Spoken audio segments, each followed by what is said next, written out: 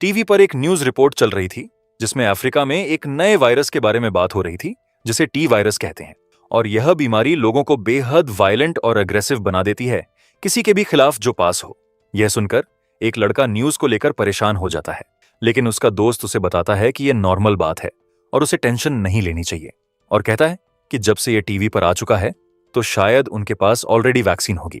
उसी पल हमारा प्रोटैगनिस्ट शाओयू समझ जाता है कि वो टाइम ट्रैवल करके वापस आ गया है। उस समय से पहले जब सब कुछ हो गया था, वो एक सिंपल वेयरहाउस वर्कर है, एक अनाथ, ना कोई कार ना कोई घर, बस हम जैसा एक एवरेज आदमी। तो वो अपना फोन उठाता है और याद करता है कि पहला आउटब्रेक बिल्कुल उसके शहर में हुआ था। वो जानता है कि ज़ॉम्बीज आज दिखाई देंगे, लेकिन असली आउटब्रेक सिर्फ 10 दिनों में होगा। तो उसके पास तब तक समय है। डेस्परेट होकर वो डिसाइड करता है कि वो सामान खरीदेगा और छुप जाएगा, लेकिन जल्दी ही अपना मन बदल लेता है, यह समझते हुए कि इससे प्रॉब्लम सॉल्व नहीं होगी। ऐसा इसलिए क्योंकि ज़ॉम्बीज इवॉल्व होने वाले हैं और इवेंचुअली तैरने तक में सक्षम हो जाएंगे। तो भागना मदद नहीं करेगा, क्योंकि ज़ॉम्बीज के लगातार इवोल्यूशन की वजह से सर्वाइवर्स कभी भी एक जगह नहीं रह सकते थे और हर समय माइग्रेट करना पड़ता था। उसी पल वो घबराने लगता है और खुद से पूछता है कि क्या उसे फिर से पूरी जगह ज़ॉम्बीज वन से भागना होगा। लेकिन अचानक से हमारा प्यारा सिस्टम अपीयर्स फोन होता है और हमारे प्रोटैगनिस्ट के साथ कनेक्ट होना शुरू करता है। स्क्रीन फिर कहती है कि सिस्टम को एक्टिवेट करने के लिए उसे पहले एक ज़ॉम्बी को हराना होगा। यह सोचकर हमारा लड़का समय बर्बाद नहीं करता और भागना शुरू कर देता है, जबकि याद करता है कि 2 लोग आज वॉलमार्ट में ट्रांसफॉर्म होने वाले हैं और पहला ट्रांसफॉर्मेशन वेयरहाउस में 5th फ्लोर पे होने वाला है। हॉलवे में पहुंचकर वो 2 बार नहीं सोचता और इमरजेंसी ग्लास तोड़ देता है और एक फायर एक्स पकड़ लेता है खुद को डिफेंड करने के लिए जो आने वाला है। तभी वो एक लड़की को हेल्प के लिए चिल्लाते हुए सुनता है और मैनेजर लू को पीछे रहने के लिए कहते हुए। शाओयू फिर तैयार हो जाता है, क्योंकि उसे याद है कि वेयरहाउस मैनेजर पहला विक्टिम था और अंदर एक पिंक हेयर्ड लड़की डेस्परेटली मैनेजर से भाग रही है जो ज़ॉम्बी में बदल गया था। लेकिन भाग दौड़ के बीच में बेचारी लड़की गिर जाती है और यह उसे एक काफी कॉम्प्लिकेटेड सिचुएशन में डाल देता है, क्योंकि ज़ॉम्बी करीब आ रहा था एक काटने के लिए। क्रीचर फिर उस पर झपटता है और वो घबरा जाती है और चिल्लाती है कि वो अभी जल्दी चेकआउट नहीं करना चाहती। लेकिन कुछ भी होने से पहले शाओयू एक पूरा एक्स स्विंग ज़ॉम्बी के सिर पर मारता है, लड़की को बिल्कुल आखिरी सेकंड में बचाता है और क्रीचर को एक ही हिट में हरा देता है। प्रोटैगनिस्ट को देखकर लड़की हैरान हो जाती है, क्योंकि अपैरेंटली वो उसे जानती है। सब कुछ के बाद हमारा प्रोटैगनिस्ट पूरी तरह थक गया था और अपनी सांस पकड़ने के बाद वो लड़की की तरफ हाथ बढ़ाता है और शाओ रान को फर्श से उठने के लिए कहता है। वो उसका हाथ पकड़ती है और कहती है कि वो सच में डर गई थी जो हुआ उससे, और पहले क्रीचर को हराने के साथ हमारे प्रोटैगनिस्ट का सिस्टम फाइनली एक्टिवेट हो जाता है। ये एक्सप्लेन करता है कि एक टीम बनाने के लिए हमारे हीरो को बहुत हाई स्कोर वाली लड़कियों को रिक्रूट करना होगा। तभी वो समझ जाता है कि शौरान उसकी टीम के लिए परफेक्ट कैंडिडेट है। यह सोचकर हमारा हीरो एक बार फिर लड़की का हाथ मांगता है। दोनों फिर सिस्टम एक्टिवेट करने के लिए हाथ पकड़ते हैं और फाइनली वो अपनी टीम बनाने की अथॉरिटी एक्टिवेट कर देता है। सिस्टम शौरन को एनालाइज करता है और दिखाता है कि उसका ओवरऑल स्कोर 95 है और उस स्कोर के साथ वो हमारे प्रोटैगनिस्ट की गॉडेसेस की टीम में आने में कामयाब हो जाती है।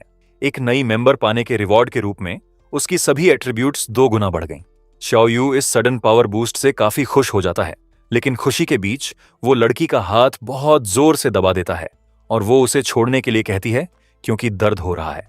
फिर सिस्टम नोटिफाई करता है कि सभी मेंबर्स को एक एट्रीब्यूट पॉइंट मिला और कहता है कि सभी को 20 क्यूबिक मीटर्स का स्टोरेज स्पेस मिला और शाओरन के पास एक प्रोफेशनल स्किल है जो उसे 1 मिलियन क्यूबिक मीटर्स का स्पेस बनाने देती है जब चाहे सप्लाईज स्टोर करने के लिए। और चूंकि वो स्किल्स शेयर कर सकता है, अब उनके पास 2 मिलियन क्यूबिक मीटर्स का स्टोरेज है। इतनी सारी पावर हाथ में होने के साथ हमारा प्रोटैगनिस्ट वेयरहाउस को देखता है जो सप्लाईज से भरा हुआ है। शेल्व्स पर कपड़े, सोप्स और कई दूसरी चीजें थीं। इसके अलावा बहुत सारा खाना और टूथपेस्ट उनके लिए एक अच्छी देर तक सर्वाइव करने के लिए। शाओयू फिर समझता है कि वो पूरे वेयरहाउस को खाली कर सकता है, लेकिन वो आगे जाता है और सोचता है कि वो पूरे शहर से सप्लाईज ले सकता है। उसका चेहरा देखकर शौरन पूछती है कि क्या वो ठीक है, और वो कहता है कि वो बस कुछ अच्छा सोच रहा था। वो फिर उसे उसकी जान बचाने के लिए थैंक यू बोलती है और इस बीच सिस्टम उसके लिए अपीयर होता है। एक मैसेज कहता है कि अगर उसे किक आउट कर दिया या अगर कैप्टन छोड़ देता है तो वो अपनी पावर्स खो देती है। अपने सामने स्क्रीन देखकर वो नहीं समझती कि यह क्या है। हैरान होकर शाओयू पूछता है कि क्या वो भी सिस्टम देख सकती है, और वो कहती है कि उसने कुछ अलग महसूस किया जब उसने उसका हाथ पकड़ा। वो फिर एक्सप्लेनेशन मांगती है और कहती है कि वो इस सब से थोड़ी डर गई है। शाओयू एक्सप्लेन करता है कि वो ही था जिसने उसे वो पावर दी और कि एक्चुअली ये दोनों के लिए फायदे की बात है। वो स्क्रीन दिखाता है और कहता है कि वो पहली गॉडेस है जिसे उसने हायर किया। ये देखकर लड़की काफी शॉक्ड हो जाती है और ये सब अनबिलीवेबल लगता है। सब कुछ एक्सप्लेन करने के बाद वो उससे स्पेशियल पावर यूज करने और वेयरहाउस खाली करने में मदद करने के लिए कहता है, जबकि सोचता है कि पुलिस ज़ोंबीज से बिजी होगी और रॉबरीज की इन्वेस्टिगेशन करने का समय नहीं होगा। यह सुनकर शाओरन हैरान हो जाती है और पूछती है कि क्या वे सच में चोरी करने वाले हैं। शाओयू जवाब देता है कि वो उसे कुछ भी करने के लिए फोर्स नहीं करेगा और अगर चाहे तो उसे टीम से किक कर सकता है। इसके अलावा और ज़ोंबीज अपीयर होंगे और सिविलाइजेशन खत्म होने वाली है और सरवाइव करने के लिए उन्हें जितना हो सके उतना सामान स्टॉक करना होगा। और पूछता है कि क्या वो सब कुछ फ्री में देना और खुद को खतरे में डालना प्रिफर करती है या अभी प्रिपेयर करना। लड़की डेस्परेट हो जाती है क्योंकि वो नहीं जानती कि क्या डिसीजन लेना है। लेकिन बातचीत के बीच में वे बाहर से एक स्क्रीम सुनते हैं। दोनों फिर बाहर देखते हैं कि क्या हो रहा था। वहां वे एक ज़ॉम्बी को एक वुमन पर अटैक करते हुए देखते हैं जो डेस्परेटली चिल्ला रही थी। कुछ लड़के क्रीचर को वुमन से खींचने की क्वालिटी खाने की सप्लाई को सिक्योर करना है। यह सोचकर वो अपना हाथ बॉक्सेस में से एक पर रखता है और अपनी कलेक्शन पावर यूज करता है। एक नीला पोर्टल फिर उनके सामने खुलता है और खाने के बॉक्स को अंदर खींचना शुरू कर देता है और पलक झपकते ही बॉक्स पूरी तरह से गायब हो जाता है। शाओरन प्रभावित हो जाती है और पूछती है कि कैसे कलेक्ट करना है और वो समझाता है कि उसे बस स्टोर करने के बारे में सोचना है। यह समझकर कि कैसे काम करता है वो खुशी से अपनी नई स्किल टेस्ट करने के लिए भागती है। वो खुश थी क्योंकि पहले सब कुछ गिनने में बहुत समय लगता था और अब उसने एक पल में कर दिया। और अपनी स्किल यूज करने के बाद वो कहती है कि उसे उम्मीद नहीं थी कि वे इतनी जल्दी सब कुछ लेंगे और यह शानदार था। शाओयू फिर उसे आगे बढ़ने और इंस्टेंट नूडल्स और ड्राइड मीट लेने के लिए बुलाता है। थोड़ी देर बाद उन्होंने वेयरहाउस में खाने की लगभग सभी शेल्व्स खाली कर दी थीं, लेकिन लड़की वार्न करती है कि स्किल मेंटल एनर्जी ड्रेन करती है और सब कुछ लेने से पहले वे थक सकते हैं। हमारा हीरो उससे अग्री करता है और कहता है कि उन्हें सबसे जरूरी चीजों को प्रायोरिटी देनी होगी। वो फिर नमक के बॉक्सेस की तरफ इशारा करता है जो उन्हें पहले लेना चाहिए। इसके एग्जाम्पल के रूप में वो सोचता है कि अपोकलिप्स में नमक सोने के बराबर है क्योंकि इसके बिना लोग बहुत कमजोर हो जाते हैं। लेकिन अचानक एक पूरी शेल्फ एक विशाल बैंगनी पोर्टल में खिंच जाती है। हमारा लड़का इससे हैरान हो जाता है और सोचता है कि अभी क्या हुआ। लड़की फिर समझाती है कि उसने पूरी शेल्फ एक साथ लेने की कोशिश की और वो सच में काम कर गई। शाओयू खुश हो जाता है और शाओरान की इंटेलिजेंस की तारीफ करता है यह समझने के लिए और कहता है कि 10 मिनट्स में जगह खाली कर दो क्योंकि उन्हें दूसरी जगह जाना है।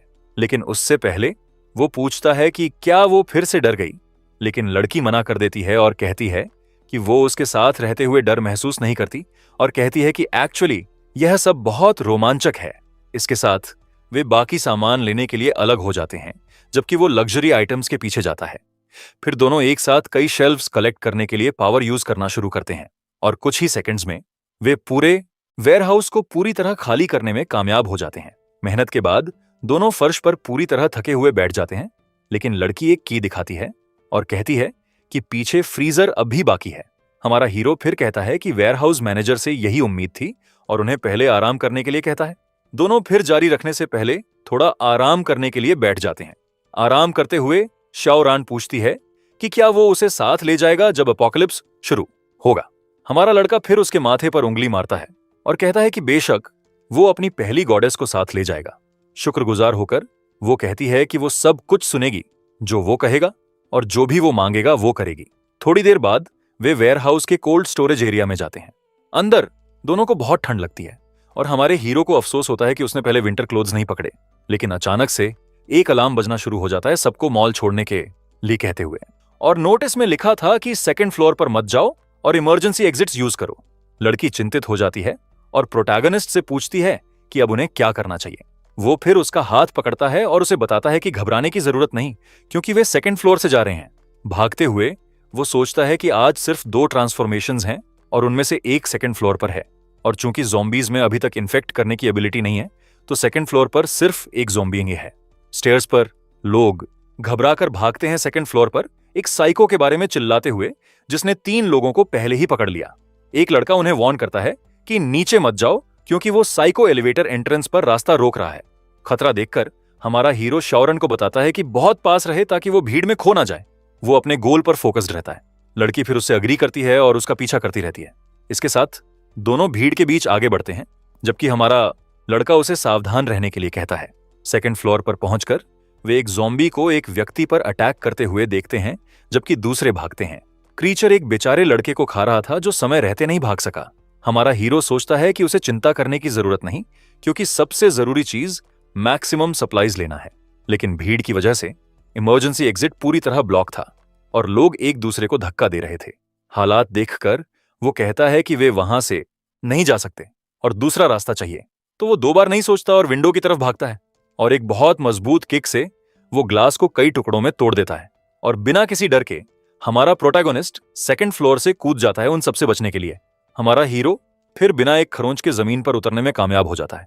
वो फिर विंडो में लड़की से चिल्लाता है कि कूद जाओ और कहता है कि वो उसे पकड़ लेगा।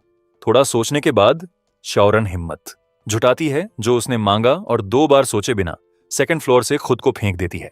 हमारा प्रोटैगोनिस्ट फिर बिना किसी मुश्किल के लड़की को अपनी बाहों में पकड़ने में कामयाब हो जाता है।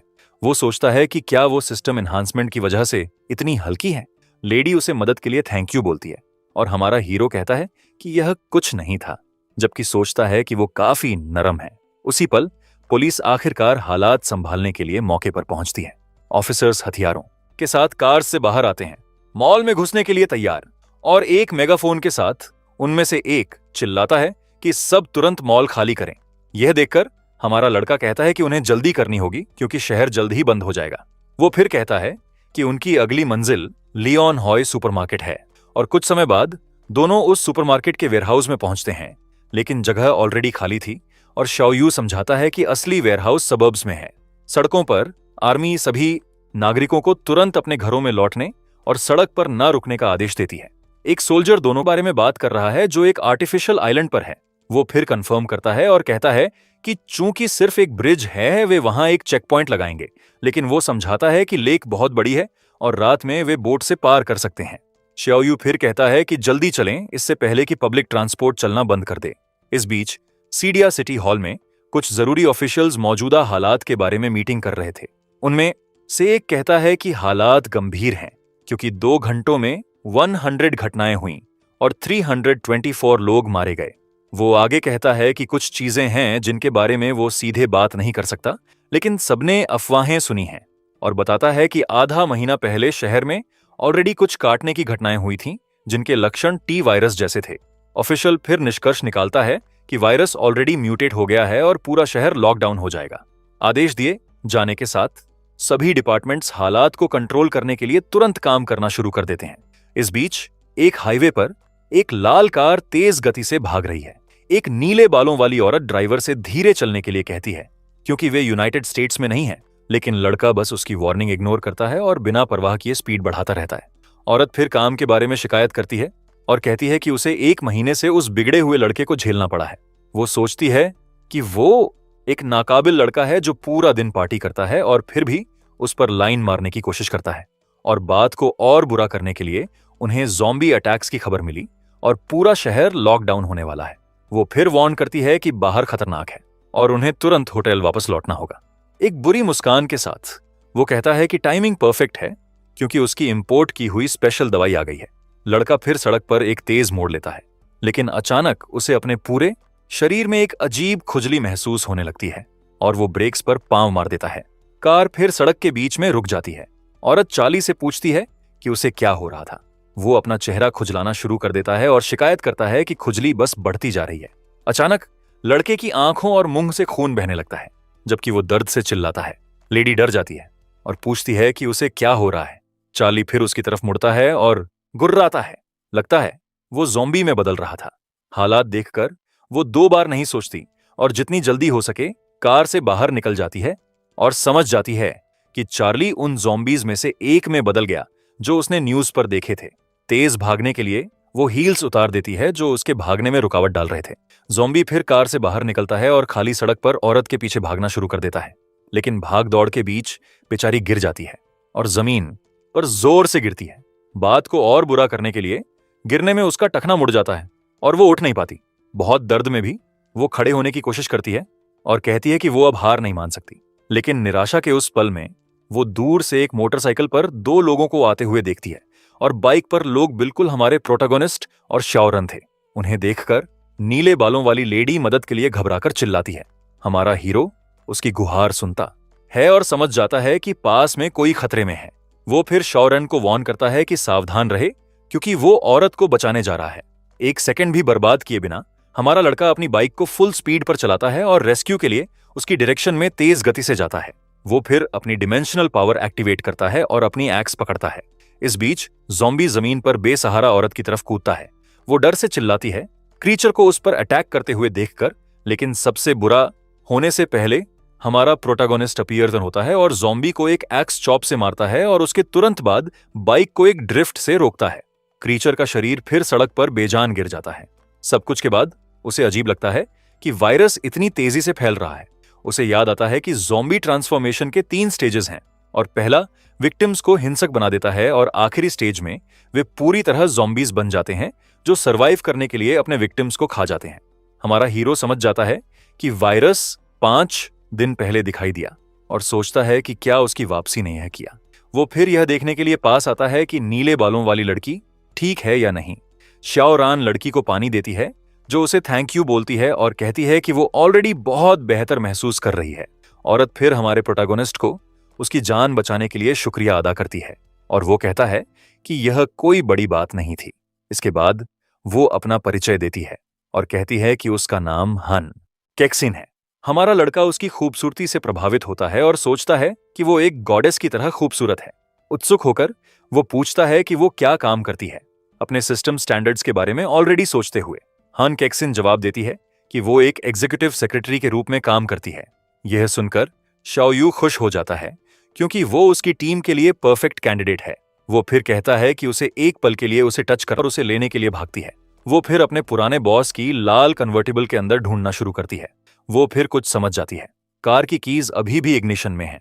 हान कैक्सिन फिर कार स्टार्ट करती है और एक मूवी के लायक मूव के साथ हमारे हीरो और शाओरन की तरफ स्पीड बढ़ाती है। वो उनके सामने एक ड्रिफ्ट के साथ मुंह खुले के खुले रह जाते हैं। शाओयू लड़कियों को बताता है कि वे मेन बेडरूम में रह सकती हैं और वो गेस्ट रूम में सोएगा। हन कैक्सिन फिर उन्हें पानी देती है और कहती है कि वो होटल के साथ सब कुछ संभाल लेगी। हमारा हीरो उसे थैंक यू बोलता है और उससे उसे रात होने पर जगाने के लिए कहता है, क्योंकि उसे आराम करना है। हन कैक्सिन फिर शाओरन को पानी का ग्लास देती है, जो काइंडनेस के लिए उसे धन्यवाद देती है। और कुछ समय बाद रात फाइनली आ जाती है और चांद होटल को रोशन करता है।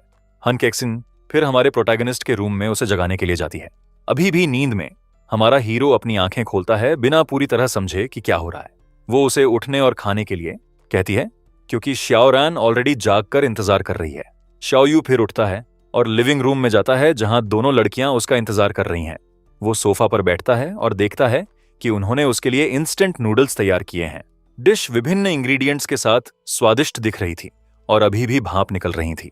हान कैक्सिन कहती है कि शहर मार्शल लॉ के अंदर है और इसीलिए होटल कंडीशन सीमित है। हमारा लड़का कहता है कि यह ठीक है और दोनों को मेहनत के लिए थैंक यू बोलता है। 10 मिनट्स बाद तीनों अपने प्लान के साथ आगे बढ़ने के लिए होटल छोड़ देते हैं। बाहर शाओरन नोटिस करती है कि होटल ब्रिज पूरी तरह ब्लॉक कर दिया गया है, लेकिन शाओयू उन्हें बताता है कि चिंता ना करें और बस उसका पीछा करें। और रास्ते में वे पैसेज ब्लॉक करते हुए कई आर्म्ड सोल्जर्स से मिलते हैं। एक गार्ड फिर तीनों को रोकता है और उन्हें तुरंत होटल वापस लौटने का आदेश देता है। हमारा हीरो फिर कहता है कि वो हाई कमांड से एक इन्वॉय है और एक जरूरी मिशन के लिए निकलने की जरूरत है। सोल्जर फिर चार्म स्किल से प्रभावित हो जाता है, जो हमारे प्रोटैगनिस्ट ने गेन की थी।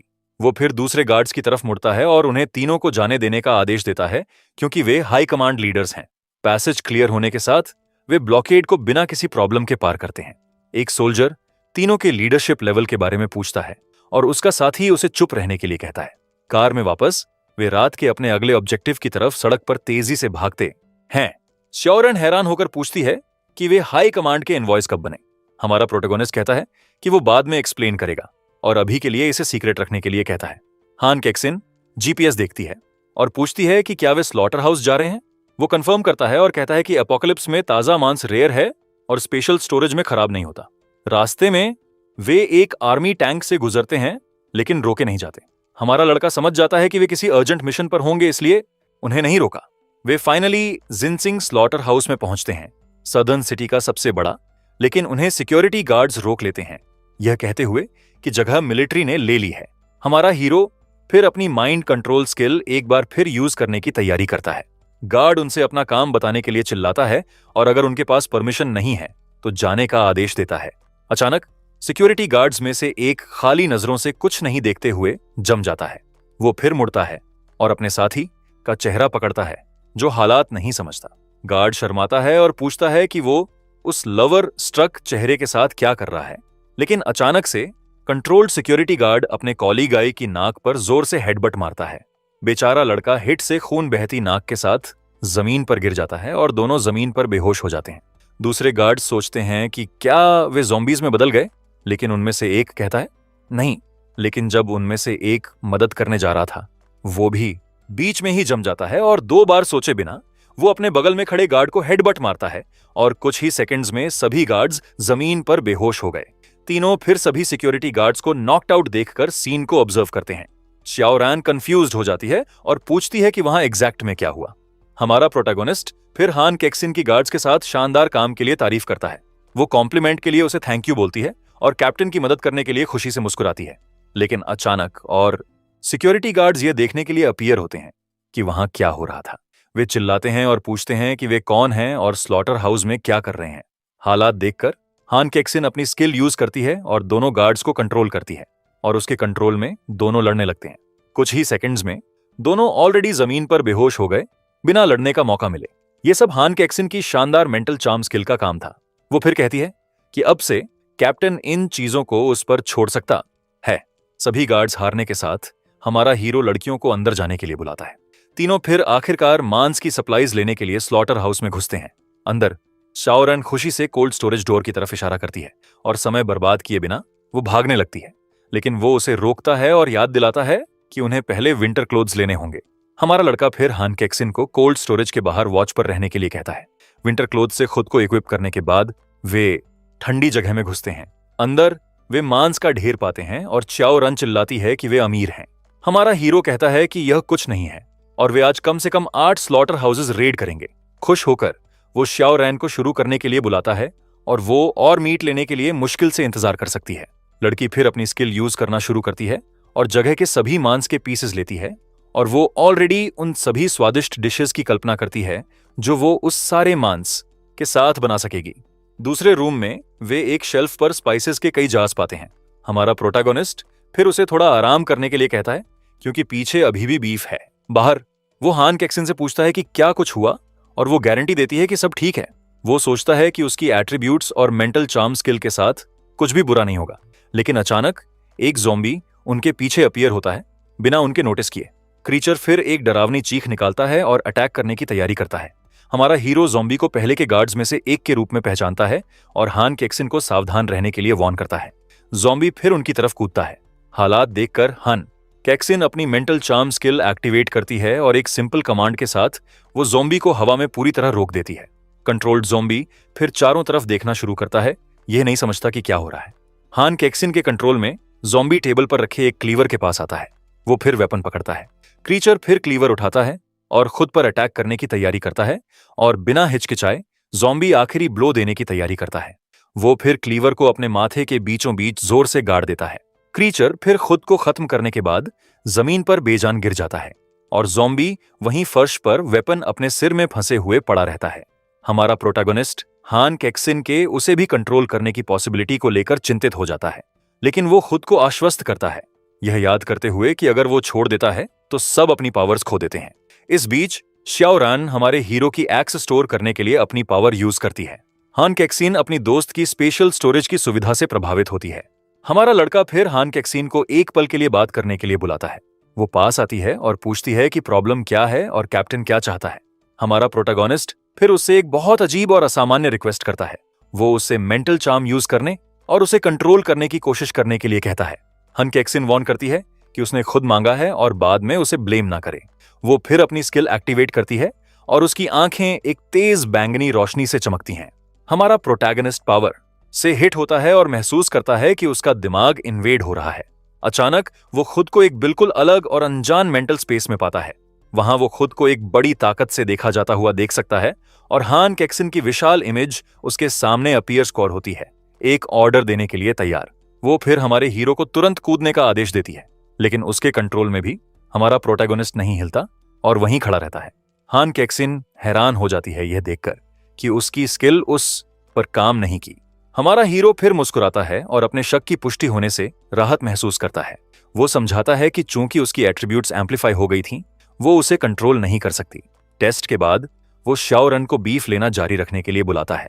अब रात में तीनों शहर के थ्रू सप्लाईज कलेक्ट करने के अपने मिशन को जारी रखते हैं। वे उस रात लगभग 10 विभिन्न साइजेस के स्लॉटर हाउसेज विजिट करने की प्लान बनाते हैं, लेकिन अचानक वे पुलिस ऑफिसर्स से घिर जाते हैं जो उन्हें हाथ ऊपर करने के लिए चिल्लाते हैं।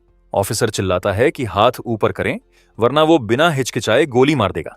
वो फिर पूछता है कि क्या उनके साथी हैं और तुरंत उन्हें बाहर बुलाने का आदेश देता है। हमारा हीरो उसे रिलैक्स करने के लिए कहता है क्योंकि वे भी वहां बिजनेस पर हैं। वो फिर अपनी मेंटल चार्म स्किल एक्टिवेट करता है और उसकी आंखें तेजी से चमकती हैं। ऑफिसर पूरी तरह हिप्नोटाइज हो जाता है और हमारा प्रोटैगोनिस्ट समझाना शुरू करता है कि उन्हें स्लॉटर हाउस में एक अजीब रॉबरी के बारे में रिपोर्ट मिली और कहता है कि गार्ड्स बेहोश हो गए जब उन्होंने उन्हें देखा और उनसे पूछताछ नहीं कर सके। कंट्रोल्ड ऑफिसर यह जानकर हैरान हो जाता है कि कोल्ड स्टोरेज लूट ली गई। हमारा प्रोटैगोनिस्ट फिर कहता है कि उसके पास ऑलरेडी कुछ लीड्स हैं, लेकिन ऑफिसर को जानने की अनुमति नहीं है। परफेक्ट एक्सक्यूज के साथ तीनों ऑफिसर्स को गुड बाय कहते हैं और अपने रास्ते चले जाते हैं। वे कार में बैठते हैं और लोकेशन छोड़ देते हैं, गार्ड्स को पीछे छोड़कर। ऑफिसर फिर रेडियो पकड़ता है और रिपोर्ट करता है कि स्लॉटर हाउस पर इन्वेजन हुआ। प्लान काम करने के साथ वे और सप्लाईज की तलाश में सड़क पर तेजी से भागते हैं। शाओरान सेलिब्रेट करती है कि अब वे फ्रीली जगहों को रेड कर सकते हैं। तीनों फिर धोंग स्लॉटर हाउस में पहुंचते हैं और मीट लेने के लिए तैयार हो जाते हैं। एक और स्लॉटर हाउस खाली करने के बाद वे अगली लोकेशन के लिए निकलते हैं और इस तरह वे पूरी रात एक स्लॉटर हाउस से दूसरे में जाते रहते हैं। धोंग में वे 45 टन्स पोर्क लेने में कामयाब होते हैं। सिन में स्टॉक के लिए 15 टन्स बीफ थी और वॉन में खत्म करने के लिए उन्होंने 6 टन्स मटन और लिया। रात के अंत में उनके पास स्पेशल वेयरहाउस में स्टोर किया गया मांस का एक विशाल पहाड़ था। श्योरैन कैलकुलेट करती है कि उन्होंने 550 टन्स पोर्क, 120 बीफ और 45 मटन कलेक्ट किया। हमारा हीरो कहता है कि वे और लोगों को रिक्रूट करने वाले हैं और मांस की वो मात्रा अभी काफी नहीं है और कहता है कि उन्हें आराम करने के लिए वापस जाना होगा और फ्रोजन वर्कशॉप्स को बाद में रेड करना होगा। होटल में वापस तीनों एक बहुत व्यस्त रात के बाद रिलैक्स करने की तैयारी करते हैं। हमारा प्रोटैगोनिस्ट फिर शरीर की थकान धोने के लिए शावर लेता है। जैसे ही वो शावर से बाहर आता है, शाओरान उसे कुछ फ्रोजन बन्स खाने के लिए बुलाती है और लिविंग रूम में दोनों लड़कियां उसके लिए खाना तैयार रखकर और अच्छी खुशबू आती हुई इंतजार कर रही हैं। हमारा हीरो उन दोनों को सिर्फ बाथरोब्स में ड्रेस्ड देखकर हैरान हो जाता है। उसे फिर याद आता है कि उसे स्पेशल वेयरहाउस खोलने के लिए अपनी बेस्ट फिजिकल कंडीशन बनाए रखनी होगी। हमारा हीरो फिर टेम्पटेशन से बचने की कोशिश करता है, जबकि लड़कियां उसे खाने के लिए बुलाती हैं। उन्हें पता नहीं कि वो एक अलग तरह के स्नैक का इच्छुक है। अगले दिन सीडिया ऑलरेडी लगातार बढ़ते केओस में डूब गया था। कमांड सेंटर में वायरस के बढ़ने के बारे में न्यूज आनी बंद नहीं हो रही थी।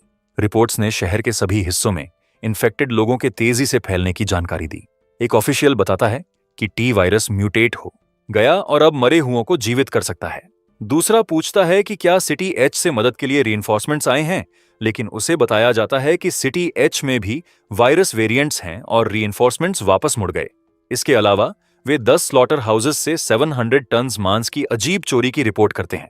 गुस्से में गवर्नर उन्हें सिक्योरिटी कैमरा फुटेज दिखाने का आदेश देता है और वो सोचता है कि वो सारा मांस कहां गया और गार्ड्स ने अजीब तरीके से व्यवहार क्यों किया।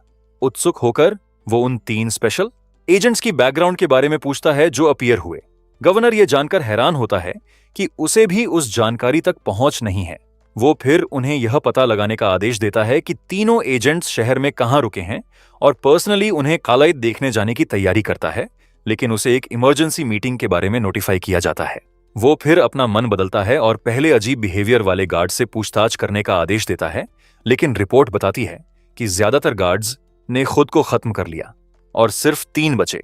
गवर्नर अपनी मुट्ठी कसकर बांधता है, हालात के साथ अपनी निराशा दिखाते हुए, और गुस्से में वो सोचता है कि शहर किस तरह की परेशानी में फंस गया है। इस बीच लग्जरी होटल में जिंदगी बहुत शांत लग रही थी। हमारा प्रोटैगोनिस्ट जागता है और समझ जाता है कि वो सुबह 5 बजे से दोपहर 3 बजे तक सोया। वो फिर स्ट्रेच करता है और डिसाइड करता है कि उसे और सप्लाईज लेने के लिए जल्द निकलना होगा। हमारा हीरो फिर उस रूम में जाता है जहां दोनों लड़कियां साथ सो रही थीं। दोनों गहरी नींद में थीं, एक दूसरे को गले लगाए और शीट से ढकी हुई। हमारा लड़का फिर दोनों को जगाने के लिए शीट पकड़ता है और एक पुल के साथ वो उनसे शीट खींच लेता है और उन्हें जागने के लिए चिल्लाता है। लेकिन दोनों को वहां लेटे देखकर वो शर्मा जाता है और हकलाता है, यह नहीं जानता कि क्या कहे। और हान केक्सिन फिर जागती है और अपनी आंखें मलती है, अभी भी नींद में, और वो कैप्टन से पूछती है कि समय क्या हुआ है, बिना हालात को समझे। शौरन भी जागती है और सोचती है कि सुबह इतनी जल्दी कैसे आ गई। अचानक पिंक हेयर्ड लड़की गिर जाती है और अपनी दोस्त के ऊपर गिरती है। हान केक्सिन फिर अपनी दोस्त के गालों को दबाती है और उसे ऑलरेडी जागने के लिए चिल्लाती है। शर्मिंदा होकर हमारा हीरो दोनों को उठने का आदेश देता है और कहता है कि वो पहले तैयार होने जा रहा है। थोड़ी देर बाद तीनों लिविंग रूम में हैं जब अचानक डोरबेल बजती है। हमारा प्रोटैगनिस्ट डोर को देखता है, यह सोचते हुए कि उस समय कौन हो सकता है। हान केक्सिन फिर यह चेक करने के लिए जाने का ऑफर करती है कि डोर पर कौन नॉक कर रहा है। वो खोलने से पहले यह देखने के लिए पीपहोल से देखती है कि कौन है, और दूसरी तरफ वो सूट्स में 3 आदमियों को देखती है और पूछती है कि क्या उसे डोर खोलना चाहिए। हमारा लड़का फिर उसे खोलने के लिए कहता है क्योंकि उन्हें उनसे मिलना है। हान केक्सिन फिर डोर खोलती है और 3 आदमियों से आमने सामने आती है। उनमें से एक अपना परिचय गवर्नर के रूप में देता है और कहता है कि वो स्पेशल एजेंट्स से मिलना चाहेगा। हमारा हीरो फिर गवर्नर को अंदर आने और उनसे बात करने के लिए इनवाइट करता है, और कुछ समय बाद सब प्रेसिडेंशियल स्वीट के लिविंग रूम में बैठे थे। प्रोटैगनिस्ट बातचीत शुरू करने से पहले उन्हें चाय ऑफर करता है। वो फिर पूछता है कि क्या हमारा प्रोटैगनिस्ट वो तथाकथित स्पेशल एजेंट है और उसे क्या बुलाना चाहिए, और एक ज्यादा सीरियस टोन के साथ वो पूछता है कि हमारे हीरो के सुपीरियर्स कौन है। हमारा हीरो समझ जाता है कि गवर्नर को शक है और उसके डाउट्स खत्म करने का डिसाइड करता है। वो फिर गवर्नर को देखने के लिए एक डॉक्यूमेंट दिखाता है और किसी के नोटिस किए बिना वो अपनी मेंटल चार्म स्किल एक्टिवेट करता है। गवर्नर हमारे प्रोटैगनिस्ट की चमकती आंखों से हिप्नोटाइज हो जाता है और डॉक्यूमेंट पर वो एक national security special agent ID देखता है। हमारा लड़का पूछता है कि क्या अभी भी उसकी आइडेंटिटी के बारे में कोई डाउट है।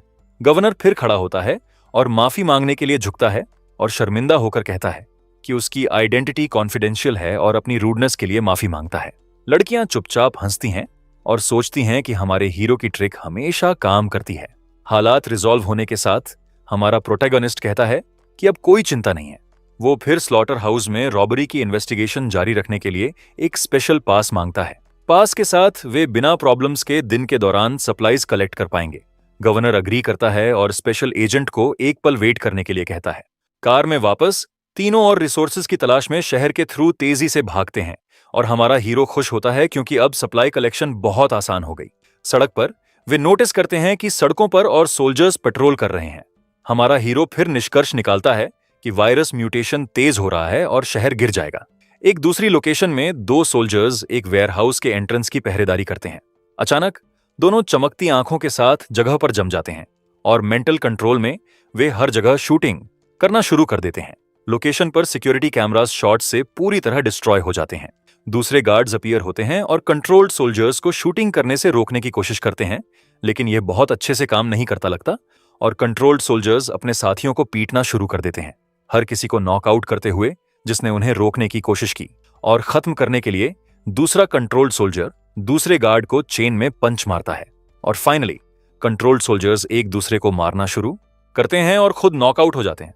उसके बाद हमारा प्रोटैगनिस्ट पास आता है और कहता है कि वहां काम हो गया। हमारा हीरो फिर शौरन को 3 ट्रक स्टोर करने का आदेश देता है और हान केक्सिन से वेपन्स लेने के लिए कहता है। वो पास्ड आउट गार्ड्स में से एक की गन्स में से एक उठाता है और सोचता है कि बुरी एम के साथ भी गन होने से ज्यादा कॉन्फिडेंस मिलता है। वो फिर शौरन को गन्स में से एक देता है और कहता है कि वो उसे इसे यूज करना सिखाएगा। लेकिन अचानक कुछ लोग वेयर हाउस से मदद के लिए चिल्लाते हुए बाहर भागते हैं। वे घबराकर चिल्लाते हैं कि अंदर ज़ॉम्बीज हैं और उन्होंने ऑलरेडी 2 लोगों को पकड़ लिया।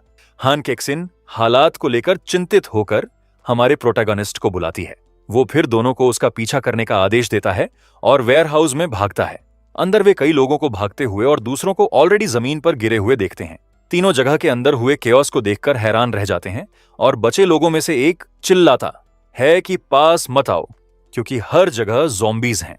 हमारा हीरो समझाता है कि यह टी वायरस इन्फेक्शन है जो मरे हुओं को जीवित करता है। वो फिर अपनी एक्स पकड़ता है और लड़कियों के साथ ज़ॉम्बीज पर चार्ज करता है और एक प्रिसाइज हिट के साथ वो एक ज़ॉम्बी के सिर पर मारता है और सोचता है कि वे हर समय स्किल्स यूज नहीं कर सकते क्योंकि वे बहुत एनर्जी ड्रेन करती हैं। हमारा हीरो ज़ॉम्बी के सिर से एक्स खींचने की कोशिश करता है, लेकिन वो फंस जाती है। हैरान होकर वो सोचता है कि एक्स इस तरह कैसे फंस गई, लेकिन अचानक एक और ज़ॉम्बी अपीयर होता है और रिएक्ट करने का समय दिए बिना उस पर चार्ज करता है। हमारा प्रोटैगनिस्ट फिर अटैक से डॉज करता है और काउंटर अटैक के लिए तैयार होता है, और किक्स की एक सीरीज के साथ वो एक साथ कई ज़ॉम्बीज को गिरा देता है। एक्स के बिना वो गार्ड से ली गई गन पकड़ता है और शूट करने की तैयारी करता है। हमारा हीरो फिर लुक कंप्लीट करने के लिए सनग्लासेस पहनता है कि उन्होंने कुल 8,800 टन सप्लाईज कलेक्ट किया। हमारा हीरो शहर को ऑब्जर्व करता है और उनका इंतजार कर रहे भविष्य पर विचार करता है। वो जानता है कि सिटी एस बहुत ज्यादा देर तक नहीं टिकेगा, और याद करता है कि अपने पिछले जीवन में शहर अपोकलिप्स के छठे दिन गिर गया था। लेकिन वो समझ जाता है कि शहर गिरने के बाद गवर्नमेंट बहुत सारी सप्लाईज के साथ भाग जाएगी। आसमान से शहर को रीइंफोर्स करने के लिए कई मिलिट्री प्लेन्स आए और उनसे कई सोल्जर्स इवैक्यूएशन में मदद के लिए पैराशूट करके नीचे उतरे। लेकिन हमारा हीरो जानता है कि यह सिर्फ इनएविटेबल को डिले करेगा और प्रॉब्लम सॉल्व नहीं करेगा। वो फिर लड़कियों को बुलाता है और कहता है कि अगली जगह जाने का समय आ गया भी है। ऑलरेडी रात में फुल मून शहर के थ्रू उनके रास्ता और शायद सब इन्फेक्टेड हो गए। ज्याओरन खुश हो जाती है और सजेस्ट करती है कि वे व्हीकल ले लें क्योंकि कोई और इसे नहीं चाहता। हमारा हीरो समझ जाता है कि आर्मर्ड कार एपोकलिप्स में एक मोबाइल फोर्ट्रेस की तरह काम कर सकती है, और 2 बार सोचे बिना वो अपनी स्किल यूज करता है और आर्मर्ड व्हीकल कलेक्ट कर लेता है। शौरन शिकायत करती है कि उसने उससे पहले व्हीकल क्यों कलेक्ट की, और वो प्रॉमिस करता है कि अगली बार वो उसे व्हीकल कलेक्ट करने देगा। इस बीच कमांड सेंटर में मौत का आंकड़ा बढ़ना बंद नहीं हो रहा था। गवर्नर यह देखकर निराश हो जाता है कि शहर गिरने वाला है, और उसे अफसोस होता है कि वो नहीं जानता कि शहर में कौन ज़ॉम्बी में बदलेगा या कब। एक ऑफिशियल बताता है कि हालात में मदद के लिए एरियल रीइंफोर्समेंट्स आ गए हैं। गवर्नर पूछता है कि कितने सोल्जर्स आए और संख्या से निराश होता है। वो जानता है कि 1,000 सोल्जर्स टाइड टर्न करने के लिए काफी नहीं है। दूसरा ऑफिशियल वार्न करता है कि टी वायरस म्यूटेंट्स पूरे देश में अपीयर हो रहे हैं। गवर्नर फिर समझ जाता है कि टी वायरस को कंट्रोल नहीं किया जा सकता और उन्हें तैयार रहना होगा। वो एक और दिन होल्ड आउट करने का डिसाइड करता है और बची हुई सप्लाई सिक्योर करने की प्लान बनाता है। लेकिन उसके आदमियों में से एक पूछता है कि वे 800,000 नागरिकों के साथ क्या करेंगे। गवर्नर कहता है कि अगर उन्हें इवैक्यूएट करना पड़ा तो पूरे देश ने कंट्रोल खो दिया होगा। वो फिर अपने आदमी को अपने परिवार को लाने और एक हेलीकॉप्टर स्टैंड बाय पर छोड़ने का आदेश देता है। ऑफिशियल फिर अपने सुपीरियर के ऑर्डर्स पूरे करने के लिए हट जाता है, लेकिन अचानक वो गिर जाता है और बिना किसी अपेरेंट वजह के फर्श पर गिर जाता है, और इसके बाद वो मरोड़ना और दर्द से चिल्लाना शुरू कर देता है। गवर्नर घबरा जाता है और पूछता है कि उसे क्या हो रहा है। आदमी फिर अपनी शर्ट फाड़ता है और एक क्रीचर में ट्रांसफॉर्म होना शुरू कर देता है। डर कर गवर्नर मदद के लिए चिल्लाता है, रूम में गार्ड्स को बुलाते हुए। गार्ड्स भागकर आते हैं और गवर्नर को दीवार के अगेंस्ट कॉर्नर्ड पाते हैं, और उसके सामने ऑफिसर ज़ॉम्बी में बदल गया अटैक करने की तैयारी में। क्रीचर अपने तेज दांत दिखाते हुए एक डरावनी दहाड़ निकालता है। 2 बार सोचे बिना गवर्नर गार्ड्स को फायर खोलने के लिए चिल्लाता है। दोनों गार्ड्स फिर ज़ॉम्बी पर अपने वेपन्स पॉइंट करते हैं और शॉट्स की एक बर्स्ट के साथ वे क्रीचर को फर्श पर गिरा देते हैं। ज़ॉम्बी का शरीर फिर गार्ड्स द्वारा गोली मारे जाने के बाद बेजान गिरता है। गवर्नर गार्ड्स को शरीर को वहां से दूर ले जाने का आदेश देता है। दोनों गार्ड्स फिर ज़ॉम्बी के शरीर को रूम से बाहर घसीटते हैं, और गवर्नर सोचता है कि यह कितना डरावना है कि कोई भी मॉन्स्टर में बदल सकता है। इस बीच शहर की एक दूसरी बिल्डिंग में जिंदगी नॉर्मली चल रही थी। अना नाम की एक लड़की का फोन उसके पिता की कॉल से बजता है। वो चिंतित हो जाती है क्योंकि उसने कई बार कॉल किया और किसी ने जवाब नहीं दिया। अचानक एक व्यक्ति की शैडो उसके बेडरूम डोर पर अपीयर होती है। एना घबरा जाती है और सिलुएट को अपनी दोस्त वोंगशू के रूप में पहचानती है। शैडो फिर मरोड़ना और दर्द में कराहना शुरू करती है, और अचानक दोस्त लाल आंखों के साथ डोरवे में अपीयर होती है और ज़ॉम्बी में ट्रांसफॉर्म हो गई। एना सीन से डर जाती है और खुद को प्रोटेक्ट करने के लिए पीछे हटती है। वो समझ जाती है कि उसकी दोस्त इन्फेक्टेड हो गई है और अगर उसे काटा गया तो वो भी ज़ॉम्बी में बदल जाएगी। घबराकर वो भागने के बारे में सोचती है, लेकिन मेन डोर बाथरूम के बगल में है। वो फिर अपने एकमात्र एस्केप रूट के रूप में विंडो को देखती है, लेकिन समझ जाती है कि वो 30वीं मंजिल पर है और कूदना उसके लिए अंत होगा। यह नहीं जानते हुए कि क्या करे, आना घबरा जाती है और सोचती है कि वो कैसे भागेगी। वो फिर एक आवाज सुनती है और अपनी दोस्त की शैडो को डोर के पास आते हुए देखती है। ज़ॉम्बी फिर धीरे धीरे डोर खोलना शुरू करती है, अपने हरे शरीर को रिवील करते हुए। एना डर जाती है, यह समझते हुए कि क्रीचर रूम में घुसने वाली है। घबराकर वो डिसाइड करती है कि उसे जितनी जल्दी हो सके छुपना होगा। वो फिर वार्डरोब को अपने एकमात्र हाइडिंग ऑप्शन के रूप में देखती है और 2 बार सोचे बिना वो भागती है और क्लोजेट के अंदर छुप जाती है। ज़ॉम्बी फिर रूम में घुसती है और चारों तरफ चलना शुरू कर देती है और वो आगे पीछे चलती है जैसे कुछ ढूंढ रही हो। क्रीचर फिर क्लोजेट के सामने रुकती है और एक धीमी गुर्राहट निकालती है। एना डर से कांप रही है और कोशिश करती है कि कोई आवाज ना करे ताकि डिस्कवर ना हो जाए। वो फिर डिसाइड करती है कि उसे पुलिस को कॉल करना होगा और मदद मांगनी होगी, लेकिन पैनिक के बीच उसे याद आता है कि उसने अपना फोन काउच पर छोड़ दिया और ज़ॉम्बी क्लोजेट के सामने खड़ी होने के साथ वो सोचती है कि क्या वो वहीं मर जाएगी। इस बीच बिल्डिंग के पार्किंग गराज में जिंदगी नॉर्मली चल रही लग रही थी। हमारा हीरो जागता है और समझ जाता है कि ऑलरेडी शाम के 7 बज गए हैं और बहुत बेहतर महसूस करता है। वो फिर डिसाइड करता है कि मूव करने और सप्लाई कलेक्शन जारी रखने का समय आ गया है, लेकिन उसके बगल में वो श्याओ रान को सोते हुए और अपने ड्रीम्स में खाने के बारे में बात करते हुए देखता है। वो सोचता है कि उसकी मेंटल स्ट्रेंथ कम है और उसे थोड़ा और सोने देने का डिसाइड करता है। और उसके बगल में हान कैक्सिन भी एक लंबे दिन के बाद आराम कर रही थी, लेकिन अचानक एक आवाज पार्किंग गराज में हमारे प्रोटैगनिस्ट का ध्यान खींचती है। वो हान कैक्सिन को वार्न करता है कि कुछ हो रहा है और उससे शौरन की देखभाल करने के लिए कहता है, और समय बर्बाद किए बिना वो इन्वेस्टिगेट करने के लिए आवाज की तरफ भागता है।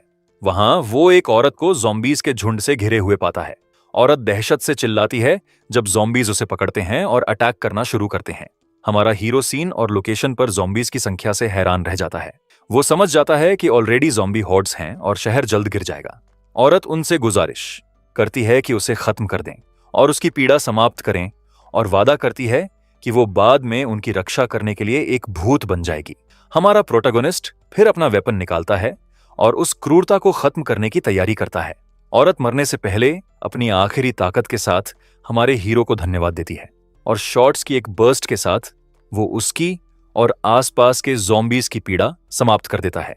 लड़कियां शॉट्स सुनती हैं और हालात को लेकर चिंतित होकर कैप्टन को बुलाती हैं। वे हमारे हीरो को ज़ॉम्बी हॉर्ड से भागते हुए देखकर हैरान रह जाती हैं। वो फिर भूखे क्रीचर्स से बचने के लिए कार के ऊपर कूद जाता है। ज़ॉम्बीज एक डरावनी दहाड़ निकालते हैं और कार पर अटैक करने की तैयारी करते हैं। श्याओ रैन क्रीचर्स को अपनी तरफ आते देखकर डर से चिल्लाती है। हमारा प्रोटैगनिस्ट फिर एक घूमती हुई किक देता है और एक साथ कई ज़ॉम्बीज को मारता है। एक सिंगल हिट के साथ वो उन सब के सिर फाड़ने में कामयाब हो जाता है और पावरफुल अटैक के बाद ज़ॉम्बी हेड्स हवा में उड़ते हैं। तीनों फिर उस ज़ॉम्बी से भरी जगह से भागने की तैयारी करते हैं। हमारा हीरो राहत महसूस करता है और कहता है कि अच्छा है कि उसकी एट्रीब्यूट्स एनहांस हो गई थी। हान कैक्सिन पूछती है कि क्या हुआ, और वो उसे यकीन दिलाता है कि अब सब ठीक है। वो फिर उन्हें निकलने का आदेश देता है क्योंकि समय खत्म हो रहा है, और तीनों और सप्लाईज और एक सेफ जगह की तलाश में रात के थ्रू तेजी से भागते हैं। तीनों जलते हुए शहर के थ्रू ज़ॉम्बीज से भागते हुए तेजी से भागते हैं। हमारा हीरो जीपीएस चेक करता है और कहता है कि हालात लगातार गंभीर होते जा रहे हैं। वो फिर लड़कियों को वार्न करता है कि अपनी सारी मेंटल एनर्जी खर्च ना करें और अगर थकान महसूस हो तो तुरंत आराम करने के लिए कहता है। थोड़ी देर बाद वे शहर छोड़ते हैं और सड़क पर आ जाते हैं। हमारा प्रोटैगनिस्ट कैलकुलेट करता है कि वे 14,000 टन से ज्यादा मांस लेने में कामयाब रहे। वो समझ जाता है कि हार्वेस्ट अच्छा था, लेकिन 15 घंटों के बाद सब थक गए हैं। अचानक वे सड़क के बीच में दूर एक एक्सप्लोजन देखते हैं और एक टैंक में एक सोल्जर पास आते ज़ॉम्बी हॉर्ड पर शूट करता है। हमारा हीरो समझ जाता है कि वायरस शहर के थ्रू गंभीर रूप से फैल रहा है। वो फिर डिसाइड करता है कि होटल वापस जाना और थोड़ा आराम करना बेहतर है। प्लान सेट होने के साथ वे प्रेसिडेंशियल स्वीट वापस सड़क पर तेजी से भागते हैं और एक लंबी ट्रिप के बाद वे फाइनली सुरक्षित रूप से होटल पहुंचते हैं। हमारा प्रोटैगनिस्ट फिर सबको तैयार होने और जल्दी आराम करने का आदेश देता है। तीनों फिर आखिरकार थोड़ा रिलैक्स करने के लिए अपने रूम्स में घुसते हैं। क्लोजेट में छुपी एना पड़ोसियों को सुनती है और जलन होती है क्योंकि वे फ्रीली निकल सकते हैं। वो शिकायत करती है कि वो पूरी रात बिना खाने पानी के फंसी रही और उसे बहुत बुरी तरह बाथरूम जाने की जरूरत है। घबराकर लड़की किसी से उसे बचाने के लिए गुजारिश करती है क्योंकि उसे लगता है कि वो जल्दी चेकआउट करने वाली है। सीन फिर अगले दिन शिफ्ट होता है और ऑलरेडी दोपहर के 4 बज गए हैं। हमारा प्रोटैगनिस्ट आखिरकार काम की एक लंबी रात के बाद जागता है और थकान से जम्हाई लेता है। फिर श्याओ रैन हमारे हीरो को बुलाती है और विंडो की तरफ इशारा करती है जो कई मिलिट्री व्हीकल्स दिखा रही है। हमारा लड़का फिर यह देखने के लिए विंडो पर जाता है कि शहर में क्या हो रहा था। वहां से वे कई आर्मी आर्मर्ड व्हीकल्स को होटल की स्ट्रीट से गुजरते हुए देख सकते हैं। इसके साथ वो निष्कर्ष निकालता है कि सिटी ब्लॉकेड फेल हो गया और लोग ऑलरेडी भाग रहे हैं। हमारा हीरो सोचता है कि दंगे इनेविटेबल हैं और सब कुछ जल्दी हो रहा है। वो फिर उन्हें पहले खाने के लिए कहता है और कहता है कि जरूरत पड़ने पर वे बाद में शहर इवैक्यूएट करेंगे। बगल के अपार्टमेंट में एना बातचीत सुनती है और इवैक्यूएशन की खबर से हैरान हो जाती है। लड़की निराश हो जाती है, ये समझते हुए कि अगर पड़ोसी चले गए तो वो अपनी उम्मीद खो देगी।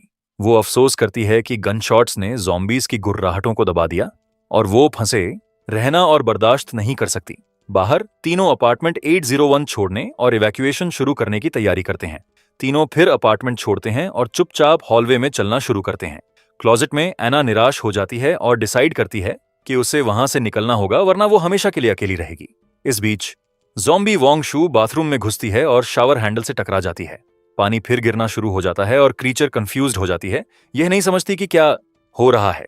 एना आवाज सुनती है और समझ जाती है कि उसकी ट्रांसफॉर्म हुई दोस्त बाथरूम में बिजी है। परफेक्ट मौका देखकर वो आखिरकार एक एस्केप मैनेज करने के लिए क्लोजेट से बाहर भागती है।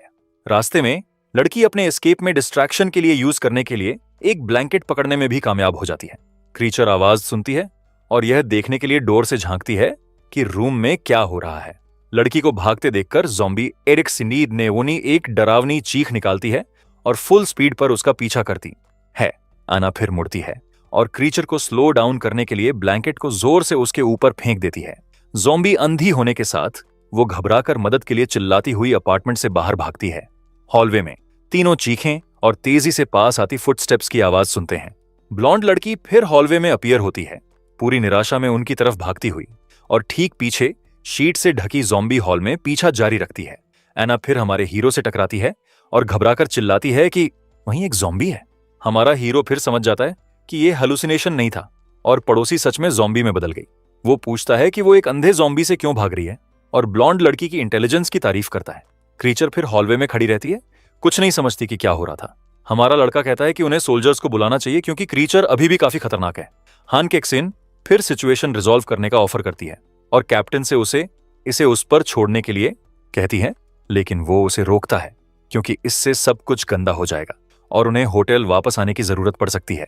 वो फिर सजेस्ट करता है कि क्रीचर खुद कूद जाए और लड़कियों को आइडिया शानदार लगता है। ब्लॉन्ड लड़की हैरान हो जाती है और यकीन नहीं करती कि वे ज़ॉम्बी को खुद कूदने के लिए चाहते हैं। समय बर्बाद किए बिना हान केक्सिन क्रीचर को कंट्रोल करने के लिए अपनी मेंटल चार्म स्किल एक्टिवेट करती है। ज़ॉम्बी एक बैंगनी ऑरा से घिर जाता है और नई मेंबर के पूरे कंट्रोल में आ जाता है। कंट्रोल्ड क्रीचर फिर मुड़ती है और हॉलवे विंडो की तरफ चलना शुरू करती है और लेडी के कंट्रोल में क्रीचर धीरे धीरे अपनी आखिरी मंजिल की तरफ चलती है। ब्लॉन्ड लड़की मुंह खुला का खुला खड़ी रहती है, यकीन नहीं करती कि वो अपने सामने क्या देख रही थी और 2 बार सोचे बिना क्रीचर जोर से कूदती है और विंडो ग्लास को हजारों टुकड़ों में तोड़ देती है। क्रीचर का शरीर फिर बिल्डिंग से गिरता है और एक बहुत तेज आवाज के साथ जमीन पर गिरता है। ब्लॉन्ड लड़की पूछती है कि क्या हुआ और सोचती है कि क्या वे वर्ड से रियलिटी कंट्रोल करते हैं। हमारा हीरो समझ जाता है कि ब्लॉन्ड लड़की भी बहुत प्रिटी है और उसकी टीम के लिए परफेक्ट है। वो फिर लड़की से पूछता है कि सब कुछ होने से पहले उसका प्रोफेशन क्या था।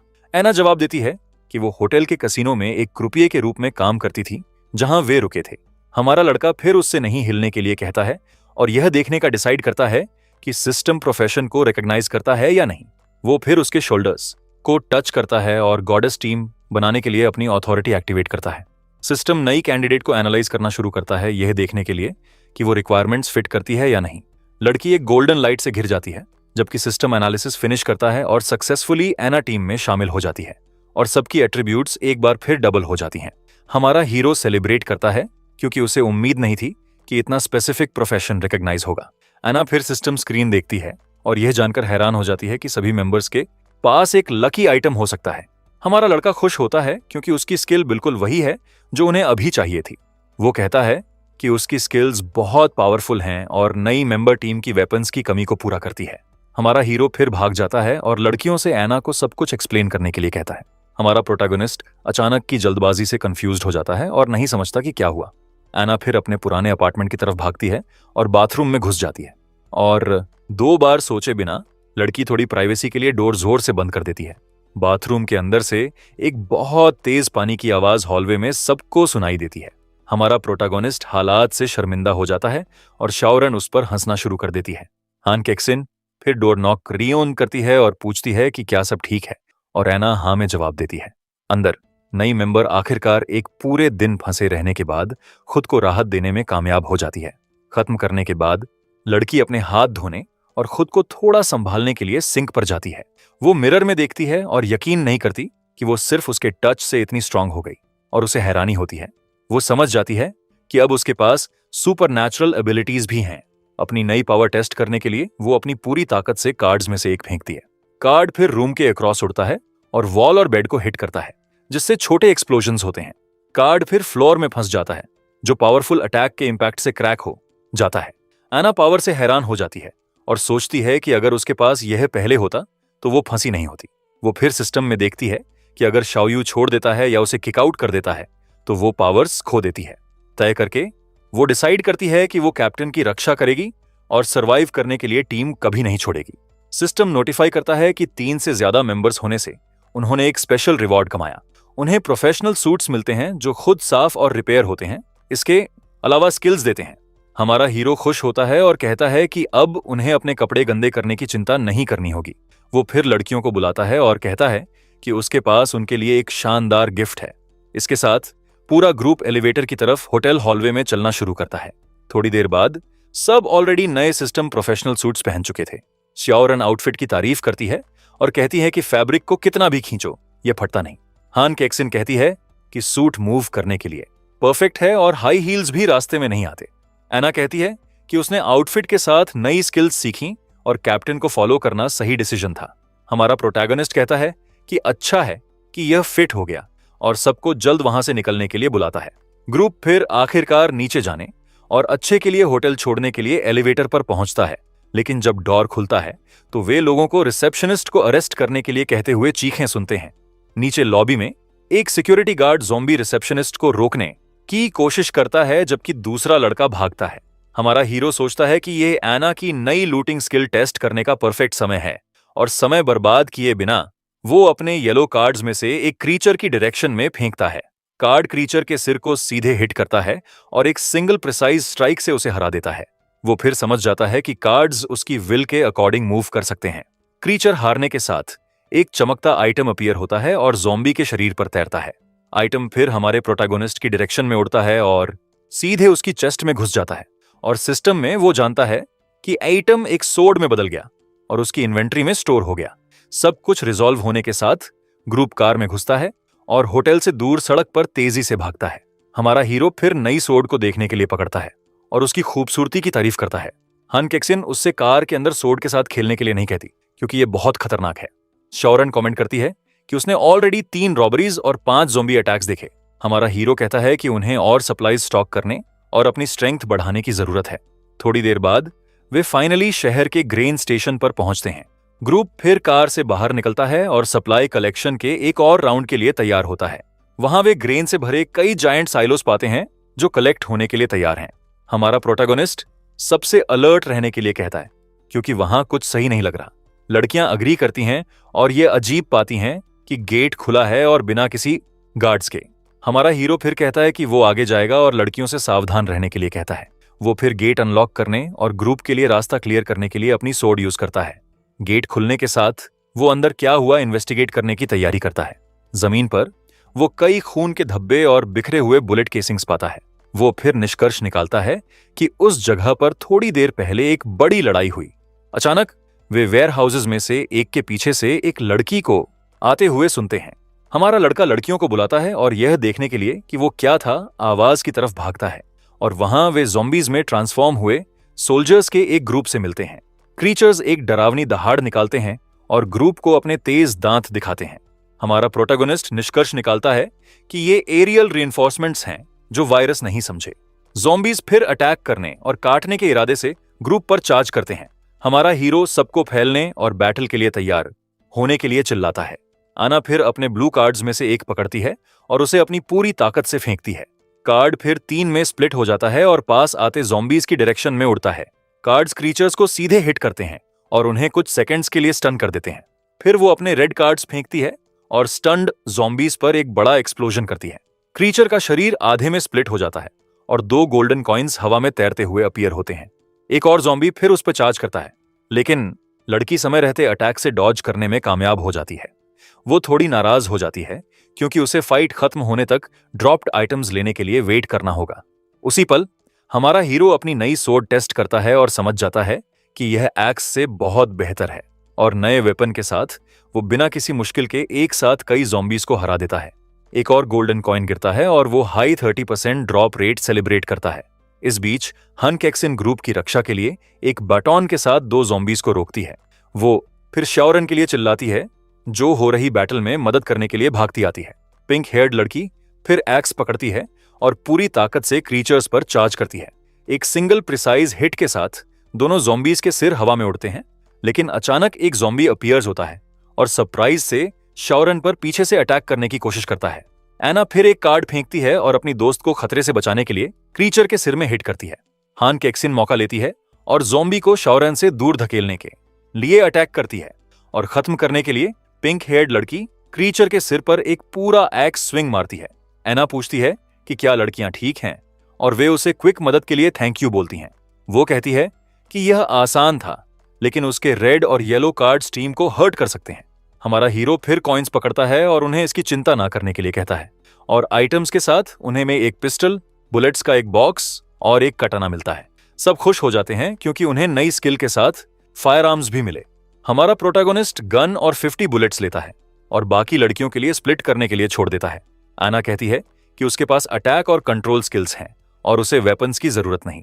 हान कैक्सिन शाओरन से पहले चुनने के लिए कहती है क्योंकि उसे अपनी कॉम्बैट पावर सिक्योर करनी होगी। हमारा हीरो फिर शाओरन को एक कटाना देता है और कहता है कि यह उसे सूट करती है।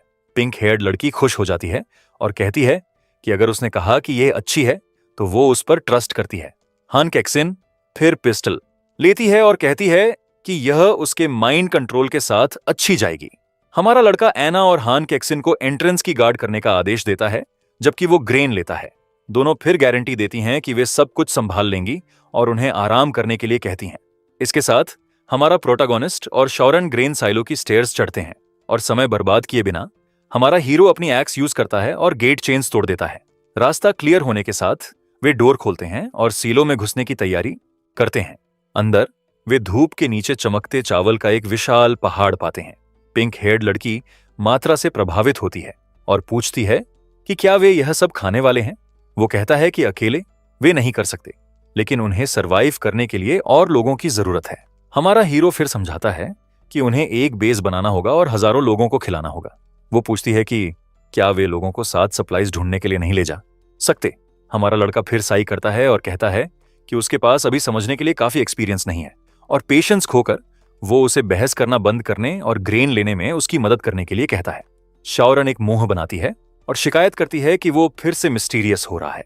वो फिर समझाता है कि लोग वेयर हाउसेज रेड करेंगे और सब कुछ वैसे भी खराब हो जाएगा, और समय बर्बाद किए बिना दोनों साइलों में सारा चावल कलेक्ट करने के लिए अपनी स्किल्स यूज करना शुरू करते हैं। इस बीच कमांड सेंटर में कैजुअल्टीज के बारे में न्यूज आनी बंद नहीं हो रही थी। गवर्नर निराश होता है यह देखते हुए कि उन्होंने ऑलरेडी एक दिन में 500 से ज्यादा सोल्जर्स खो दिए। वो अफसोस करता है कि उसने जो कुछ हो सकता था किया, लेकिन शहर बहुत ज्यादा देर तक नहीं टिकेगा, और उम्मीद के बिना वो अपने परिवार और इवैक्यूएशन के लिए एक हेलीकॉप्टर तैयार करने का आदेश देता है। एक ऑफिशियल फिर बताता है कि उसकी बेटी अकेली निकल गई, और गवर्नर हैरान हो जाता है। गुस्से में वो चिल्लाता है कि वो लापरवाह थी और उन्हें तुरंत उसे वापस लाने का आदेश देता है।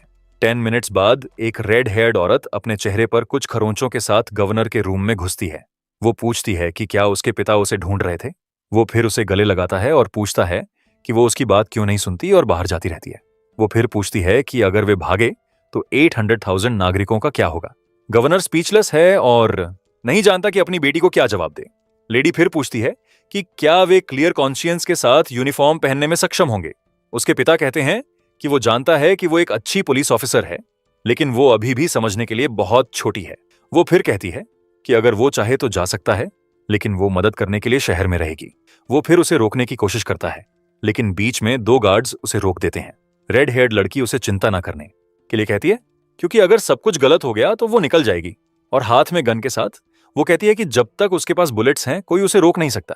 गार्ड्स फिर साइड हो जाते हैं और वो लड़ती रहने के लिए तय करके रूम छोड़ देती है। गवर्नर फिर साई करता है और उन्हें पहले अपनी वाइफ और बेटे को ले जाने का आदेश देता है। अचानक गवर्नर का फोन बजता है और वो कॉल आंसर करने की तैयारी करता है। वो फिर फोन आंसर करता है और अपना परिचय गोई होई के रूप में देता है, न्यूज का इंतजार करते हुए। लेकिन वो यह जानकर हैरान हो जाता है कि उसे शहर को हर कीमत पर होल्ड आउट करना होगा क्योंकि रीइंफोर्समेंट्स कल आएंगे। यह नहीं जानते हुए कि क्या करे, वो कुछ देर चुप रहता है, बस ऑर्डर्स सुनते हुए। वो फिर फोन काटता है और सोचता है कि क्या हाई कमांड कोई भी निकलना नहीं चाहता, और निष्कर्ष निकालता है कि 30,000 सोल्जर्स में से 10,000 शहर में घुसेंगे और बाकी जगह को घेरेंगे। कोई चॉइस ना होने के साथ वो अपने आदमियों को शहर होल्ड आउट करने और कमांड को सबर्ब्स में मूव करने का आदेश देता है। रात फिर आ जाती है और चांद शहर को रोशन करता है जो कोलैप्स के लगातार करीब है। होटल में वापस श्याओरेन सेलिब्रेट करती है। उन्होंने 15,000 टन्स चावल और 10 गेहूं लिया। हमारा हीरो फिर उसके सिर पर हाथ फेरता है और कहता है कि उसने मेहनत की और आराम करने की हकदार है। हान कैक्सिन कहती है कि वो खाना गर्म करेगी और एना के लिए एक एक्स्ट्रा पोर्शन तैयार करेगी।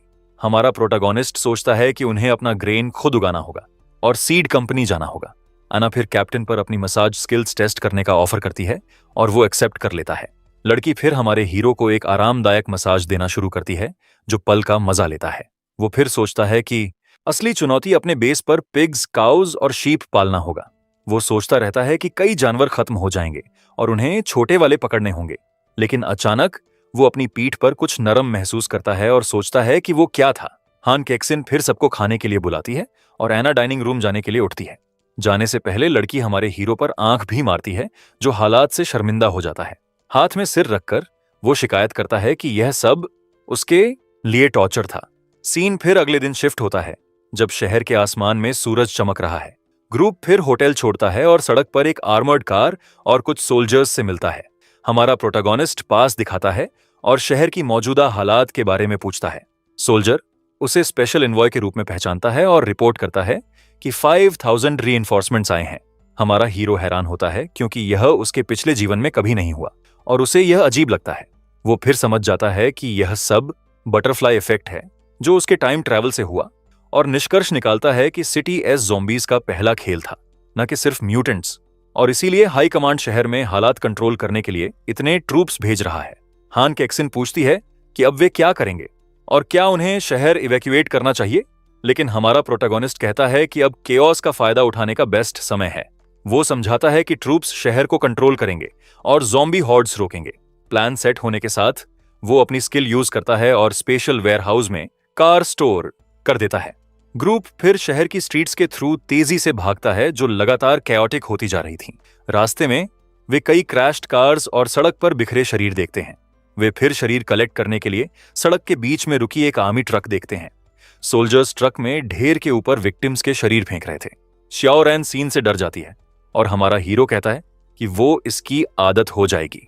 पिंक हेयर्ड लड़की फिर सोचती है कि उसने अपने पेरेंट्स को कॉल किया और बाद में उन्हें पिक करेगी, लेकिन अचानक वे सड़क पर रास्ता ब्लॉक करती कई कार्स से मिलते हैं। हान कैक्सिन वॉर्न करती है कि आगे एक एक्सीडेंट है और वे पार नहीं कर पाएंगे। बात को और बुरा करने के लिए कई ज़ॉम्बीज अपीयर होते हैं और ग्रुप की कार को घेर लेते हैं। बिना डर के हमारा प्रोटैगनिस्ट कार से कूद जाता है और बैटल के लिए तैयार हो जाता है। एना फिर अपने ब्लू कार्ड्स में से एक पकड़ती है और क्रीचर्स पर अटैक करने की तैयारी करती है। वो कार्ड जोर से फेंकती है और एक ज़ॉम्बी के सिर को सीधे हिट करती है। क्रीचर फिर जमीन पर गिरता है और एक गोल्डन कॉइन एना की डायरेक्शन में उड़ता है। कॉइन के साथ उसे अपनी वेपन इन्वेंट्री के लिए एक नई शॉटगन मिलती है। हमारा हीरो फिर एक ज़ॉम्बी के सिर पर हिट करता है जबकि दूसरा एक डरावनी दहाड़ निकालता है और एक और प्रिसाइज हिट के साथ वो अपने रास्ते में खड़े एक और क्रीचर को हरा देता है। हान कैक्सिन फिर अपनी पिस्टल पकड़ती है और पास आते ज़ॉम्बीज पर शूट करती है। इस बीच हमारा प्रोटैगनिस्ट और श्याओरेन अपनी सोर्ड से ज़ॉम्बीज काटते हैं। अचानक ज़ॉम्बीज में से एक आग पकड़ता है और सड़क के बीच में दर्द से चिल्लाता है। क्रीचर फिर जमीन पर गिरता है और आग से कंज्यूम्ड होते हुए मरोड़ना शुरू करता है। हमारा लड़का समझ जाता है कि आगे कई ज़ॉम्बीज हैं और बैटल के लिए तैयार हो जाता है। वो फिर लड़कियों को फैलने का आदेश देता है और श्याओरेन से अपने पास रहने के लिए कहता है। एना फिर ज़ॉम्बी हॉर्ड की डायरेक्शन में अपने ब्लू कार्ड्स में से एक और फेंकती है। कार्ड 3 में स्प्लिट हो जाता है और क्रीचर्स की तरफ हाई स्पीड पर उड़ता है। इसके बाद वो अपने रेड कार्ड्स फेंकती है और हॉर्ड में एक विशाल एक्सप्लोजन करती है, लेकिन पावर की वजह से वो थक कर जमीन पर गिर जाती है और उठने की ताकत नहीं रहती। हान केक्सिन मदद के लिए भागती है और पूछती है कि क्या बुरी गिरावट के बाद वो ठीक है। एना फिर अपनी नई शॉटगन पकड़ती है और कहती है कि वो सिर्फ स्किल्स पर डिपेंड नहीं कर सकती, और बिना हिचकिचाए वो शूट करती है और अपने सामने एक ज़ॉम्बी के सिर को सीधे हिट करती है। वो फिर वेपन रिलोड करती है और क्रीचर्स को शूट करना जारी रखने की तैयारी करती है। गन फायर की बौछार के साथ वो बिना किसी मुश्किल के एक साथ कई ज़ॉम्बीज को हरा देती है, लेकिन उसे अफसोस होता है कि उसे 5 क्रीचर्स हराने के बाद सिर्फ एक कॉइन मिला। अचानक और ज़ॉम्बीज अपीयर होते हैं और ग्रुप की डायरेक्शन में एक डरावनी दहाड़ निकालते हैं। हान केक्सिन फिर अपने दोस्तों को खतरे से बचाने के लिए क्रीचर्स को शूट करना शुरू करती है। अपनी परफेक्ट एम के साथ वो प्रिसाइज हेडशॉट्स के साथ कई ज़ॉम्बीज को हरा देती है, लेकिन अचानक एक क्रॉलिंग ज़ॉम्बी उसकी लेग को पीछे से पकड़ने में कामयाब हो जाता है। क्रीचर फिर उठता है और हान केक्सिन के चेहरे पर एक डरावनी दहाड़ निकालता है। हमारा प्रोटैगनिस्ट फिर अपनी सोर्ड फेंकता है और ज़ॉम्बी के सिर को सीधे हिट करता है। वो फिर हान केक्सिन को उसके सामने जो है उसके लिए सावधान रहने के लिए चिल्लाता है। एक बॉल्ड ज़ॉम्बी फिर अपीयर होता है और ब्लू हेयर्ड लेडी पर अटैक करने की तैयारी करता है।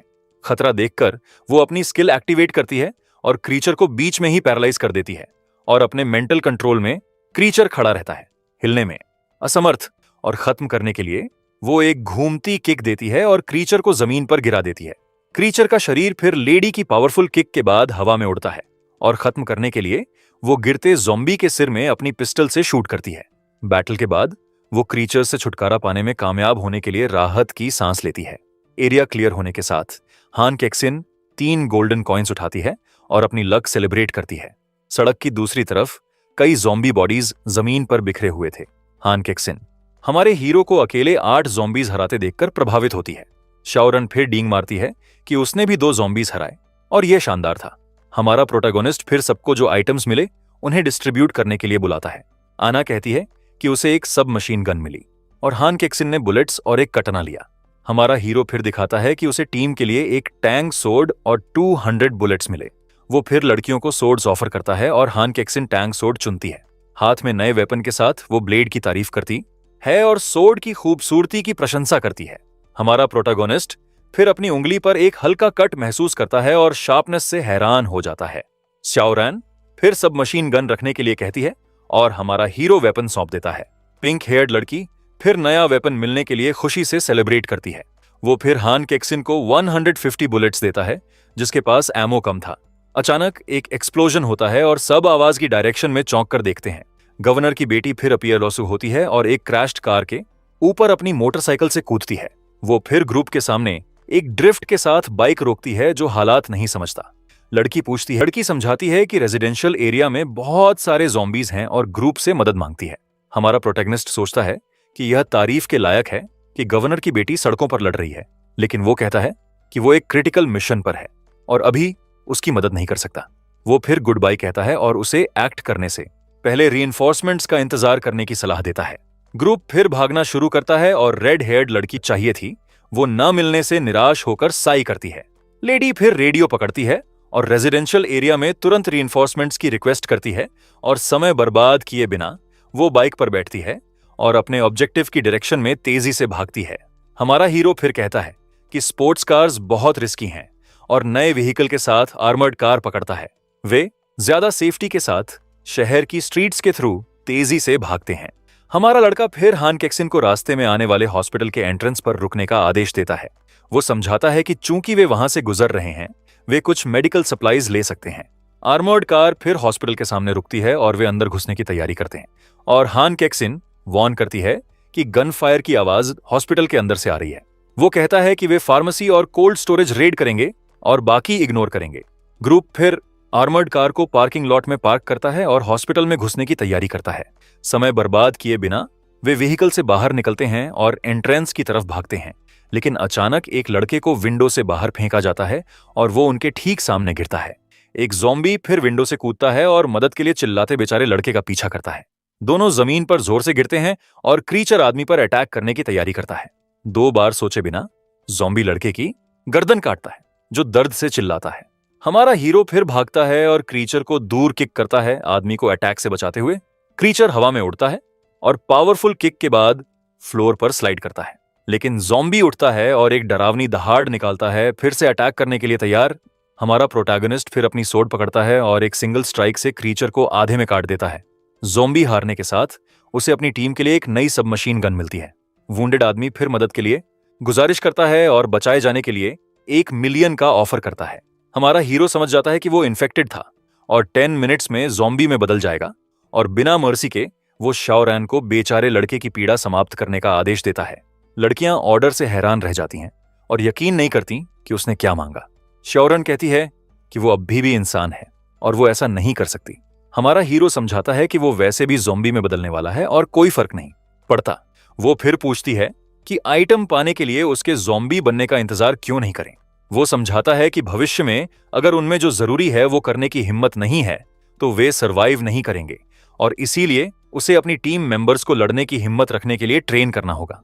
पेशेंस खोकर वो शाओरैन को तुरंत जो उसने कहा वो करने का आदेश देता है और धमकी देता है कि अगर उसने अभी उसके ऑर्डर का पालन नहीं किया तो उसे टीम से किक कर देगा। लड़कियां कैप्टन की क्रूरता और उसकी धमकी से हैरान रह जाती हैं। आंखों में आंसू के साथ शाओरैन प्रोटैगनिस्ट को बुलाती है। यह नहीं जानती कि क्या करे। डर से कांपते हुए वो अपनी गन उठाती है और आदमी को शूट करने की तैयारी करती है। वो फिर अपनी आंखें बंद करती है और खुद से दोहराती है कि वो एक ज़ॉम्बी है शूट करने में कामयाब होने के लिए। आदमी गुजारिश करता है कि शूट मत करो और कहता है कि वो कुछ भी हो जाए ज़ॉम्बी नहीं बनेगा। हमारा हीरो फिर दिखाता है कि ट्रांसफॉर्मेशन के साइंस उस पर ऑलरेडी दिखने लगे हैं और पेशेंस खोकर वो शाओरैन पर चिल्लाता है, पूछते हुए कि उसने अभी तक शूट क्यों नहीं किया। कोई चॉइस ना होने के साथ पिंक हेयर्ड लड़की नॉन स्टॉप शूट करती है और आदमी की पीड़ा समाप्त कर देती है। उसका शरीर फिर खून के पूल में जमीन पर बेजान गिरता है। हाँफते हुए शाओरैन हमारे प्रोटैगनिस्ट के पास आती है, अभी भी शौक में कि उसने क्या किया। वो फिर उसे कंफर्ट करता है, कहते हुए कि उसने शानदार काम किया और अपनी लिमिट्स पार की। दूसरी लड़कियां खामोशी में खड़ी सीन देखती हैं, यह नहीं जानती कि क्या कहें। हमारा हीरो फिर सबको आखिरकार हॉस्पिटल में घुसने और सप्लाईज लेने के लिए बुलाता है। अंदर वे पूरी जगह को पेपर्स और फ्लोर पर खून से बिखरा हुआ पाते हैं। हमारा प्रोटैगनिस्ट फिर मेडिसिन्स कलेक्ट करना शुरू करने के लिए फार्मेसी जाता है। वो फिर डोर को किक करके खोलता है और मेडिसिन्स के साथ शेल्फ से भरे रूम में घुसता है और शाओरैन को आराम करने देने का डिसाइड करता है ताकि वो ट्रॉमा से रिकवर कर सके। हमारा लड़का फिर जगह की सभी मेडिसिन्स कलेक्ट करने के लिए अपनी स्किल यूज करना शुरू करता है। वो फिर लड़कियों को इनपेशेंट डिपार्टमेंट फार्मेसी जाने के लिए बुलाता है। वहां वे हॉस्पिटल बिल्डिंग के अंदर से आती कई शॉट्स सुनते हैं।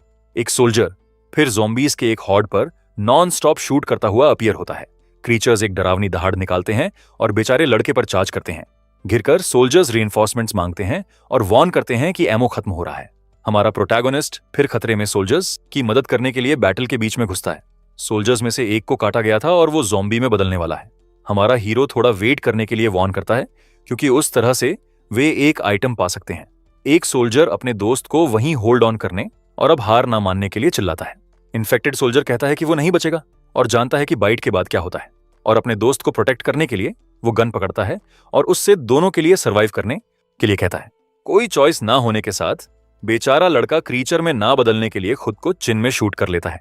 सोल्जर फिर दर्द से चिल्लाता है अपने दोस्त को अपने सामने गुजरते हुए देखकर। हमारा प्रोटैगनिस्ट सोचता है कि अगर सोल्जर्स ना होते तो वो सप्लाईज लेने में कामयाब नहीं होता। वो फिर पास आता है और कहता है कि फायर एस्केप अभी के लिए सेफ है। सोल्जर उसे ज़ॉम्बी नर्स से भागता है जो उसका नॉन स्टॉप पीछा कर रही है। ज़ॉम्बी नर्स एक डरावनी दहाड़ निकालती है और डॉक्टर पर अटैक करने की तैयारी करती है, लेकिन हमारा प्रोटैगनिस्ट सामने अपीयर होता है और क्रीचर को आगे बढ़ने से रोकता है। वो फिर डॉक्टर को साइड में धकेलता है और आने वाली बैटल के लिए तैयार होता है। हमारा हीरो फिर अपना येलो कार्ड यूज करता है और नर्स पर जोर से फेंकता है। कार्ड क्रीचर की गर्दन को सीधे हिट करता है और एक सिंगल स्ट्राइक से उसे हरा देता है। नर्स का शरीर फिर डरे हुए डॉक्टर के सामने फ्लोर पर बेजान गिरता है। डॉक्टर उसे हमारे प्रोटैगनिस्ट द्वारा एक बार फिर बचाए जाने के लिए धन्यवाद देता है। हमारा हीरो फिर सोड उस पर पॉइंट करता है और पूछता है कि कोल्ड स्टोरेज कहां है। थोड़ी देर बाद ग्रुप सेकंड फ्लोर पर कोल्ड स्टोरेज डोर पर पहुंचता है। वो लड़कियों को वॉच खड़े रहने का आदेश देता है और शाओरैन को अपने साथ जाने के लिए बुलाता है। दोनों फिर जगह की सभी सप्लाईज कलेक्ट करने के लिए अपनी स्किल्स यूज करना शुरू करते हैं। इस बीच एक ज़ॉम्बी एक डोर पर जोर से मुक्के मारना शुरू करता है उसे खोलने की कोशिश करते हुए। ज़ॉम्बी डॉक्टर फिर हॉलवे में चलना शुरू करता है और सभी डोर्स पर बजाता है। डोर की दूसरी तरफ एक नर्स छुपती है, डर गई कि क्या हो रहा है। डर कर वो कॉर्नर में सिमट जाती है और किसी से उसे उस नाइटमेयर से बचाने की गुजारिश करती है। अचानक वो फुटस्टेप्स सुनती है और सोचती है कि क्या कोई उसकी मदद के लिए आ रहा है। उम्मीद के साथ वो डिसाइड करती है कि उसे मिली जाने के लिए उनका ध्यान खींचना होगा।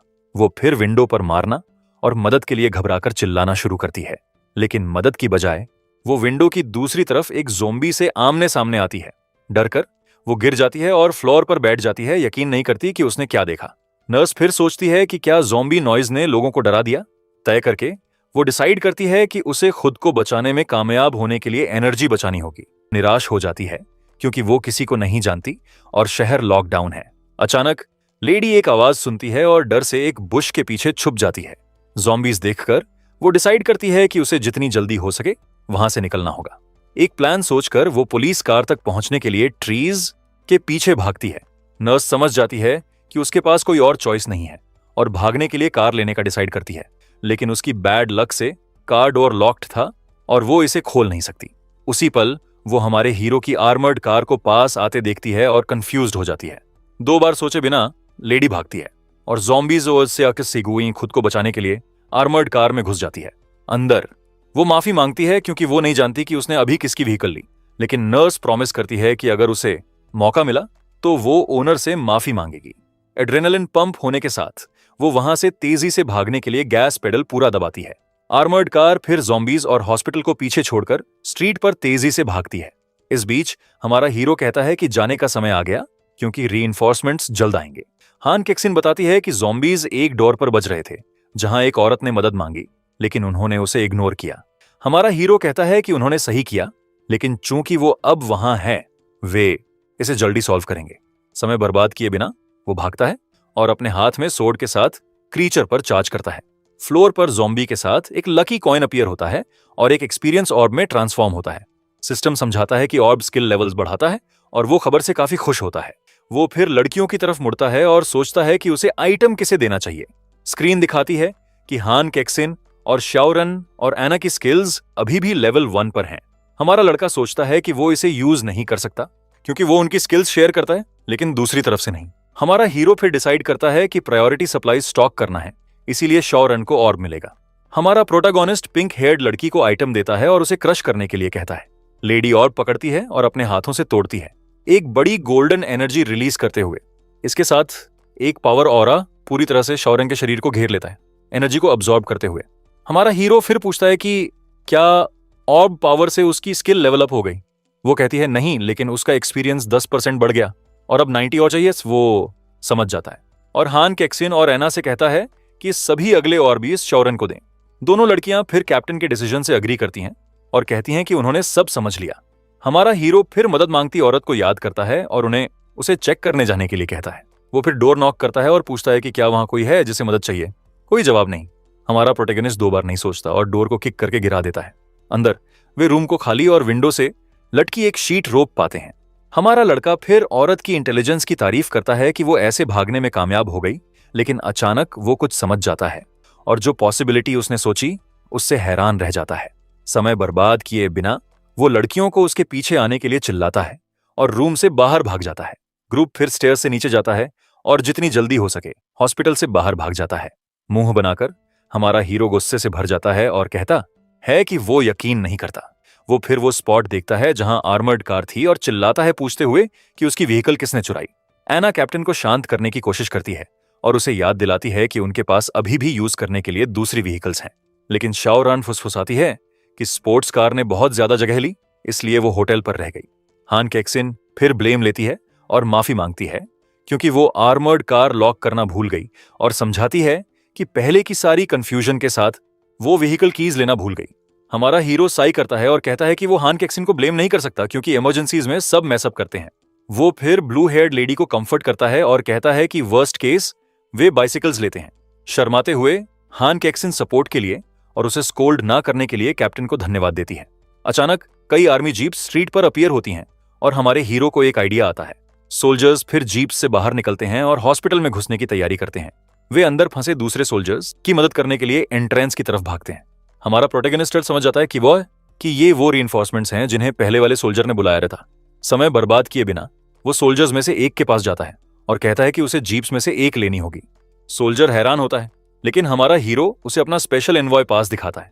रेडियो पर बात करने के बाद सोल्जर अग्री करता है और हमारे ग्रुप के लिए व्हीकल रिलीज कर देता है। सोल्जर फिर सल्यूट करता है और स्पेशल एनवॉय से मिशन के लिए जीप लेने के लिए कहता है। अपने चेहरे पर मुस्कान के साथ हमारा हीरो लड़कियों को नई व्हीकल में बैठने के लिए बुलाता है। नई ट्रांसपोर्ट के साथ ग्रुप स्ट्रीट पर तेजी से भागता है, अच्छे के लिए हॉस्पिटल को पीछे छोड़ते हुए। स्याओरन हवा का मजा लेती है और सेलिब्रेट करती है कि अब वे शहर के थ्रू एक जीप में क्रूज कर रहे हैं। लेकिन खुशी कम समय के लिए है और हमारा हीरो एक ज़ॉम्बी देखता है और हान केक्सिन को बिना मर्सी के उसे रन ओवर करने का आदेश देता है। हान केक्सिन क्रीचर को रन ओवर करने के लिए 2 बार सोचे बिना गैस पेडल पूरा दबाती है। जीप फिर ज़ॉम्बी को सीधे हिट करती है और इम्पैक्ट के साथ क्रीचर को ऊपर फेंक देती है और खत्म करने के लिए लेडी क्रीचर को व्हील से रन ओवर करती है यकीन करने के लिए। क्रीचर हारने के साथ उन्हें एक शील्ड मिलती है और वो पूछता है कि क्या किसी को आइटम चाहिए।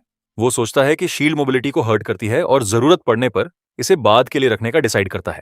हमारा हीरो कहता है कि सीड कंपनी पर एन्ना और हान केक्सिन वॉच रखें और वो और शाओरान अंदर जाएं। दोनों फिर प्लान से खुशी से अग्री करती हैं और कहती हैं कि वे बाहर सब संभाल लेंगी। इस बीच शहर के दूसरे हिस्से में आसमान लगातार क्लाउडी और ग्लूमी होता जा रहा था। हॉस्पिटल से भागी नर्स अब खाली शहर की स्ट्रीट्स के थ्रू आर्मर्ड कार चला रही थी। अंदर वो शिकायत करती है कि वो खो गई है और लगभग पहले एक मिलिट्री व्हीकल ने उसे रोक दिया। डरकर वो डिसाइड करती है कि सबर्ब्स जाना बेस्ट है क्योंकि शहर बहुत खतरनाक है। प्लान सोचकर लेडी शहर के सेंटर से दूर सड़क पर तेजी से भागती है। रास्ते में वो एक ब्रिज स्पॉट करती है और पास में जिनू होटल को पहचानती है। खुश होकर वो समझ जाती है कि होटल एक नेचुरल बैरियर है और थोड़ी देर वहां शेल्टर लेने का डिसाइड करती है। लेकिन उसे याद आता है कि ब्रिज पर सोल्जर्स की गार्ड होगी और वो ऐसे पार नहीं कर सकती। नर्स फिर सोल्जर्स से पकड़ी ना जाने के लिए आर्मर्ड कार को रोड साइड पर पार्क करती है। वो फिर बाहर निकलती है और कहती है कि अब कोई आर्मर्ड कार नहीं लेता और यह उसकी सैल्वेशन होगी। यह सोचकर कि वो बहुत क्लेवर है, लेडी अपनी आखिरी मंजिल की तरफ ब्रिज के अक्रॉस भागती है। इस बीच सदर्न सबर्ब्स में गवर्नर के टेम्पोररी कमांड सेंटर पर गवर्नर सोल्जर्स को देखता है और लमेंट्स करता है कि वे सच में सिटी एस बंद करने जा रहे हैं। वो सोचता है 5000 और सोल्जर्स आते हैं, लेकिन सिर्फ 2000 गुस्से और बाकी एग्जिट्स बंद कर दिए। जलते शहर को देखते हुए वो लमेंट्स करता है, लेकिन समझता है कि हालात काफी गंभीर है। एक ऑफिशियल दौड़कर आता है और वार्न करता है कि ग्रैनरी लूटा गया और सोल्जर्स ज़ॉम्बीज में बदल गए। हैरान होकर गवर्नर चिल्लाता है और पूछता है कि ज़ॉम्बी अटैक में कितना ग्रेन खो गया। ऑफिशियल जवाब देता है कि सब कुछ ले लिया गया और ग्रेनरी में एक ग्रेन भी नहीं बचा। गुस्से में वो चिल्लाता है कि यह 20,000 टन से ज्यादा था और सोचता है कि यह सब किसने लिया। वो फिर याद करता है कि स्लॉटर हाउसेस पर भी वही हुआ और एक हिडन फोर्स एक्ट कर रही है। वो फिर शांत होने की कोशिश करता है और कहता है कि वे हालात को लेकर पैनिक नहीं कर सकते। वो स्ट्रैटेजिक रिजर्व सप्लाईज एक्टिवेट करने और रात में लोगों को इकट्ठा करने का आदेश देता है। वो रिजर्व फूड को कमांड सेंटर ट्रांसपोर्ट करने का आदेश देता है और ऑफिशियल अग्री करता है और कॉन्फिडेंट टोन के साथ वो कहता है कि उसे यकीन नहीं होता कि किसी में वहां चोरी करने की हिम्मत होगी। जीप में वापस हमारा हीरो कहता है कि सबने मेहनत की और एक अच्छे आराम के हकदार हैं। वो फिर समझ जाता है कि सिर्फ मिसिंग सप्लाईज, फ्यूल और यंग एनिमल्स हैं। अचानक वे सड़क के बीच में रुकी एक आर्मर्ड कार स्पॉट करते हैं और हैरान रह जाते हैं। हमारा प्रोटैगोनिस्ट फिर जीप रोकने के लिए चिल्लाता है क्योंकि उसने व्हीकल पहचान ली। वो फिर नीचे उतरता है और यकीन करने के लिए आर्मर्ड कार इंस्पेक्ट करना शुरू करता है कि वो उसकी है और मुंह बनाकर वो कंफर्म करता है कि वो उसकी चोरी हुई व्हीकल थी। वो फिर डोर खोलने की कोशिश करता है, लेकिन समझ जाता है कि थीफ के पास अभी भी इसे लॉक करने की ऑडेसिटी थी। शाओरान शिकायत करती है कि थीफ ने आर्मर्ड कार उनके होटल के ठीक सामने पार्क की। हान केक्सिन फिर सजेस्ट करती है कि वे थीफ को पकड़ने के लिए व्हीकल पर एक ट्रैकर लगाएं। हमारा हीरो कहता है कि प्रायोरिटी सप्लाईज लेना है, लेकिन अगर वे थीफ को पकड़ते हैं तो ठीक है। अगले दिन आसमान स्टार था और चांद लगातार केओटिक होते शहर को रोशन कर रहा था। होटल के बाहर कई रेफ्यूजीज ज़ॉम्बीज बस से शेल्टर के लिए टेंट्स लगाते हैं। हमारा प्रोटैगोनिस्ट विंडो से सीन ऑब्जर्व करता है और सोचता है कि अगर वायरस वहां फैलता है तो केओस होगा। वो फिर निष्कर्ष निकालता है कि ज़ॉम्बीज तैर नहीं सकते और अगर आइलैंड लिया जाता है तो वे घिर जाएंगे, और वो डिसाइड करता है कि उन्हें टोटल आउटब्रेक होने से 1 या 2 दिन पहले होटल छोड़ना होगा। बाहर रात टेंट में बने रेफ्यूजी कैंप में पीसफुल जारी रहती है।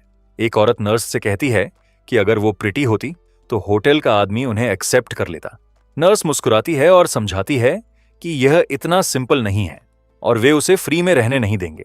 वो सोचती है कि औरत टेंट रखने के लिए उसे किक आउट करना चाहती है और वो स्टूपिड नहीं है। दूसरी औरत फिर मुस्कुराती है और कहती है कि ये कोई बड़ी बात नहीं है और चीजें बस ऐसी ही हैं और चैट नहीं करना चाहते हुए नर्स कहती है कि वो सोने जा रही है क्योंकि बात करने के लिए बहुत देर हो गई है। लड़की की एटीट्यूड देखकर दूसरी औरत खट्टा मुंह बनाती है और बहुत नाराज हो जाती है। टोटल आउटब्रेक तक 5 दिन बचे। ग्रुप अपनी मिलिट्री जीप में शहर के थ्रू तेजी से भागता है। हमारा प्रोटैगनिस्ट फिर कहता है कि आज का मिशन मॉल को पूरी तरह खाली करना है। रास्ते में वे ग्रेन से लोडेड एक आर्मी ट्रक से मिलते हैं और ट्रक बेड चमकते येलो ग्रेन से पूरी तरह भरा था। हमारा हीरो कंफ्यूज्ड होता है और सोचता है कि खाना कहां से आया क्योंकि उन्होंने ग्रैनरीज खाली कर दिए थे। वो फिर हान कैक्सिन को ट्रक रोकने का आदेश देता है और वो कैप्टन के ऑर्डर से अग्री करती है। बहुत रिस्की मनूवर के साथ लेडी ट्रक को ब्लॉक करने के लिए जीप को ट्रक के सामने फेंकती है। हमारा प्रोटैगनिस्ट फिर अपना पास दिखाता है और पूछता है कि सोल्जर कहां से आ रहा था। सोल्जर सल्यूट करता है और बताता है कि ग्रेन्स स्ट्रेटेजिक रिजर्व वेयरहाउस से हैं। हमारा हीरो खुश होता है क्योंकि उसने कभी रिजर्व के बारे में नहीं सोचा था और वहां बहुत सारे रिसोर्सेज होंगे।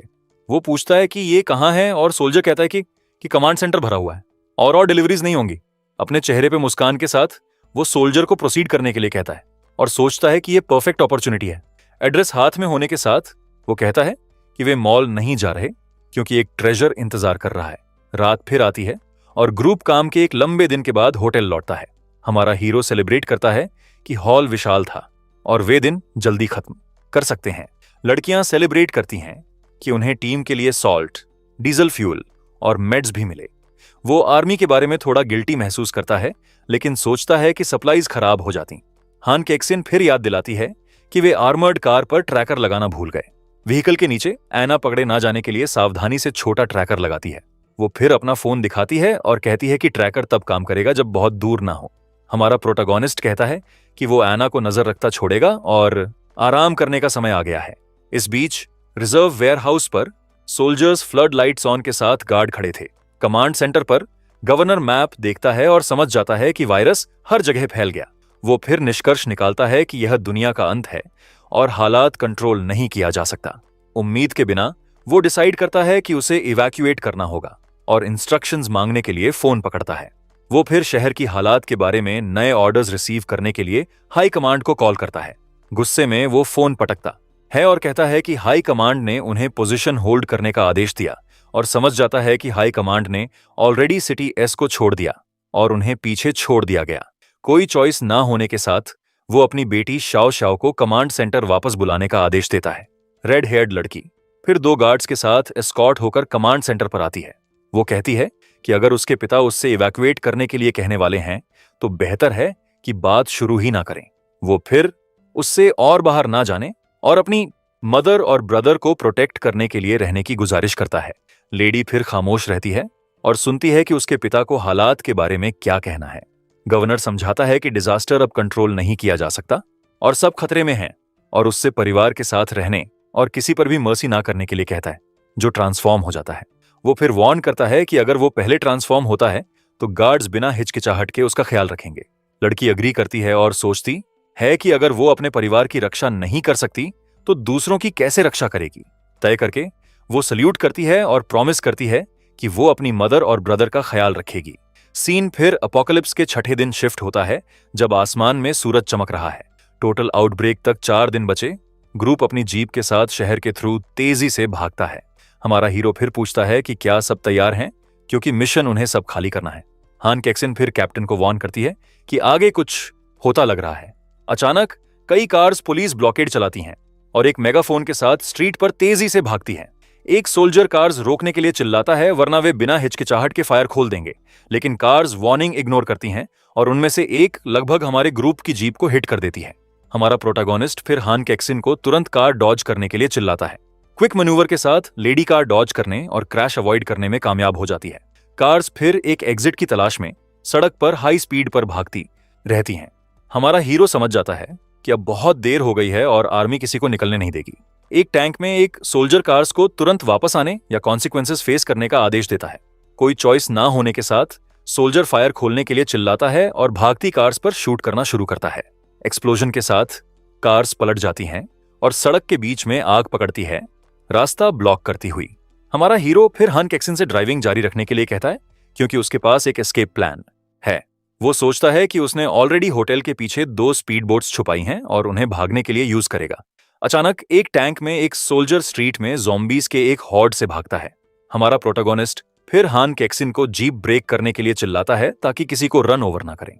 सोल्जर फिर टेरर से चिल्लाता है जब ज़ॉम्बीज उसे पकड़ते हैं और अटैक करना शुरू करते हैं। हमारा हीरो समझ जाता है कि 20 से ज्यादा ज़ॉम्बीज हैं और ये ट्रेन करने का परफेक्ट मौका है। वो फिर सबको जीप से बाहर और शुरू होने वाली बैटल के लिए तैयार होने का आदेश देता है। हमारा प्रोटोगोनिस्ट फिर अपने रेड कार्ड्स में से एक पकड़ता है और अटैक करने की तैयारी करता है। एक सिंगल अटैक के साथ वो एक विशाल एक्सप्लोजन करता है और एक साथ कई ज़ॉम्बीज को हरा देता है। एना समझ जाती है कि दूसरी तरफ और ज़ॉम्बीज हैं और बैटल में मदद करने की तैयारी करती है। अपने कार्ड के साथ वो भी एक विशाल एक्सप्लोजन करती है और पास आते क्रीचर्स को हरा देती है। बचे ज़ॉम्बीज एक डरावनी दहाड़ निकालते हैं और हमारे ग्रुप पर चार्ज करते हैं। मुस्कान के साथ वो अपना येलो कार्ड पकड़ता है और फाइनल अटैक के लिए तैयार हो जाता है। वो फिर अपने सामने ज़ॉम्बी हॉर्ड की डायरेक्शन में कार्ड जोर से फेंकता है और एक सिंगल स्ट्राइक के साथ कार्ड एक साथ सभी ज़ॉम्बीज के सिरों को हिट करता है। दूसरी तरफ लड़कियां शूट करना शुरू करती हैं, उनके पास आते ज़ॉम्बीज पर नॉन स्टॉप गनफायर की बौछार के साथ दोनों एक साथ कई क्रीचर्स को हराने में कामयाब हो जाती हैं। हमारा हीरो फिर शौरन को बुलेट्स बचाने और कॉम्बैट के लिए तैयार होने का आदेश देता है। ज़ॉम्बीज फिर पास आते हैं और हमारा प्रोटोगोनिस्ट आने वाली बैटल के लिए तैयार हो जाता है। क्विक मूवमेंट के साथ वो सामने ज़ॉम्बीज को स्लाइस करने के लिए अपनी सोर्ड यूज करता है। एक सिंगल स्ट्राइक के साथ वो बिना किसी मुश्किल के उन सबको आधे में काटने में कामयाब हो जाता है और एक और प्रिसाइज अटैक के साथ वो अपने रास्ते में खड़े आखिरी क्रीचर्स को हरा देता है। वो सोचता है कि अपनी ट्रिपल्ड एट्रीब्यूट्स के साथ स्लो ज़ॉम्बीज को हराना मुश्किल नहीं है। शाओरेन फिर एक ज़ॉम्बी पर चार्ज करती है और अपनी सोर्ड से उसके सिर को हिट करती है। आना एक ज़ॉम्बी को सिर में शूट करती है और एक सिंगल प्रिसाइज शॉट से उसे हरा देती है। हान केक्सिन फिर अपनी पिस्टल पकड़ती है और अपने पास आते ज़ॉम्बीज पर नॉन स्टॉप शूट करती है। हमारा हीरो फिर बचे क्रीचर्स पर चार्ज करता है और अपनी सोर्ड से उन्हें पीसेस में काट देता है। ज़ॉम्बीज का शरीर फिर हमारे हीरो के पावरफुल अटैक के बाद कई पीसेस में स्प्लिट हो जाता है। सभी ज़ॉम्बीज हारने के साथ हमारा प्रोटोगोनिस्ट राहत की सांस लेता है और कहता है कि एरिया साफ है। सोल्जर फिर खांसता है और अपनी आखिरी ताकत से उन्हें उसे मारने और उसकी पीड़ा समाप्त करने के लिए कहता है। खून से भरे चेहरे के साथ वो मारे जाने और अपना दर्द समाप्त करने की गुजारिश करता है। हमारा हीरो फिर हान केक्सिन और एना को बेचारे लड़के की पीड़ा समाप्त करने का आदेश देता है। सिचुएशन रिजॉल्व होने के साथ वे जीप में लौटते हैं और खाली शहर की स्ट्रीट पर तेजी से भागते हैं। हमारा प्रोटोगोनिस्ट फिर बैटल में मिले रिवॉर्ड्स चेक करने का डिसाइड करता है। 9 लकी कॉइन्स के साथ वो हैरान होता है और आइटम्स खोलने की तैयारी करता है। वो 300 बुलेट्स, एक कटाना, एक शील्ड और टीम के लिए एक एक्सपीरियंस ऑर्ब भी पाता है। वो खुश होता है क्योंकि उसे उम्मीद नहीं थी कि उसे अपनी नई गन के लिए एक साइलेंसर मिलेगा। वो फिर आइटम्स स्प्लिट करता है और शाओरान को ऑर्ब और आधी बुलेट्स देता है। ग्रुप फिर सिटी एस मॉल पर पहुंचता है और कलेक्शंस के एक और राउंड के लिए तैयार होता है। वे समझ जाते हैं कि आर्मर्ड स्टील डोर की वजह से मॉल लूटा नहीं गया था। मुस्कान के साथ वो कहता है कि वो टेस्ट करेगा कि डोर उसकी सोर्ड से ज्यादा मजबूत है या नहीं। एक सिंगल प्रिसाइज स्ट्राइक के साथ वो डोर काटने और ग्रुप के लिए रास्ता खोलने में कामयाब हो जाता है। वो फिर मेटल पीस को किक करता है और उनके मॉल में घुसने के लिए रास्ता खोलता है। शाओरन पूछती है कि वे पूरा डोर क्यों नहीं लेते और हमारा हीरो कहता है कि वो बाद में समझाएगा। रास्ता क्लियर होने के साथ वे जगह की सभी सप्लाईज लेने के लिए एक ट्रक के साथ घुसते हैं। वो समझाता है कि एंट्रेंस ब्लॉक्ड होने के साथ वे शांति से और बिना चिंता के सब कुछ ले सकते हैं। लड़कियां हमारे प्रोटोगोनिस्ट की इंटेलिजेंस की तारीफ करती हैं और प्लान से खुश होती हैं। वो फिर कहता है कि वो एना और हान केक्सिन को सिस्टम स्टोरेज एक्सेस देगा। मुस्कान के साथ वो कहता है कि दोनों मॉल में जो चाहें ले सकती हैं। दोनों फिर खुशी से उसे धन्यवाद देती हैं और सेलिब्रेट करती हैं कि वे वेयरहाउस फिल करने में सक्षम होंगी। शाओरन भी खुश हो जाती है और कहती है कि उसकी कलेक्शन स्किल्स दिखाने का समय आ गया है। वो फिर शाओरन से आगे जाने के लिए कहता है और कहता है कि वो उसके लिए रजिस्टर क्लियर कर देगा और वो सोचता है कि अपोकलिप्स में भी ऑर्डर जरूरी है ताकि टीम फोकस ना खोए। ग्रुप फिर अपने लिए कुछ पीसेस लेने के लिए एक लंजरी स्टोर जाता है। अंदर हान केक्सिन कुछ पीसेस ट्राई करना शुरू करती है और अपने रिफ्लेक्शन की तारीफ करती है और उसके बगल में वो एना को झांकती है जो अपने साइज में कुछ पीसेस ढूंढ रही थी। वो एना से कहती है कि उसके बॉडी की वजह से उसके साइज में सिर्फ कुछ पीसेस हैं। एना फिर कहती है कि हान केक्सिन को भी अपने साइज में पीसेस ढूंढने में परेशानी होगी। खुश होकर वो कहती है कि वो भविष्य में कैप्टन के साथ यूज करने के लिए कुछ पीसेस भी लेगी और हान कैक्सिन फिर कहती है कि वे कॉम्बैट यूनिफॉर्म्स यूज करते हैं और बहुत जरूरत नहीं है। अना अग्री करती है और अपने लिए कुछ पीसेस लेने के लिए अपनी स्किल यूज करना शुरू करती है और अपनी स्किल के साथ वो एक साथ स्टोर से जितने पीसेस ले सकती है ले लेती है। दोनों फिर कुछ और आइटम्स लेने के लिए कॉस्मेटिक्स स्टोर जाने का डिसाइड करती हैं। अगले दिन सूरज चमकता है और आसमान बिना बादल के साफ था। होटल के बाहर रेफ्यूजीज अपने मेकशिफ्ट टेंट्स में जारी रहे। टेंट में नर्स पसीने में जागती है और शिकायत करती है कि अंदर बहुत गर्मी है। पहले की औरत फिर अपीयरन होती है और नर्स को उसके और उसके दोस्तों के पीछे आने के लिए बुलाती है। उसका कजिन फिर कहता है कि उसे एक होटल रूम मिला और लेडी उनके साथ रह सकती है। गाइज में से एक फिर नर्स की ब्यूटी की तारीफ करता है और उसे रूम में लुभाने के बारे में सोचता है। कजिन फिर कहता है कि अगर वो नहीं होता तो लड़की होटल में नहीं रह सकती थी। नर्स औरत की एटीट्यूड अजीब पाती है और समझ जाती है कि टैटूड लड़का अच्छा नहीं है। वो फिर काइंडनेस के लिए धन्यवाद देती है, लेकिन कहती है कि वो अभी टेंट में रहना प्रेफर करती है। लड़का गुस्से में आ जाता है और अपने दोस्तों को लड़की को जबरदस्ती ले जाने के लिए पकड़ने का आदेश देता है।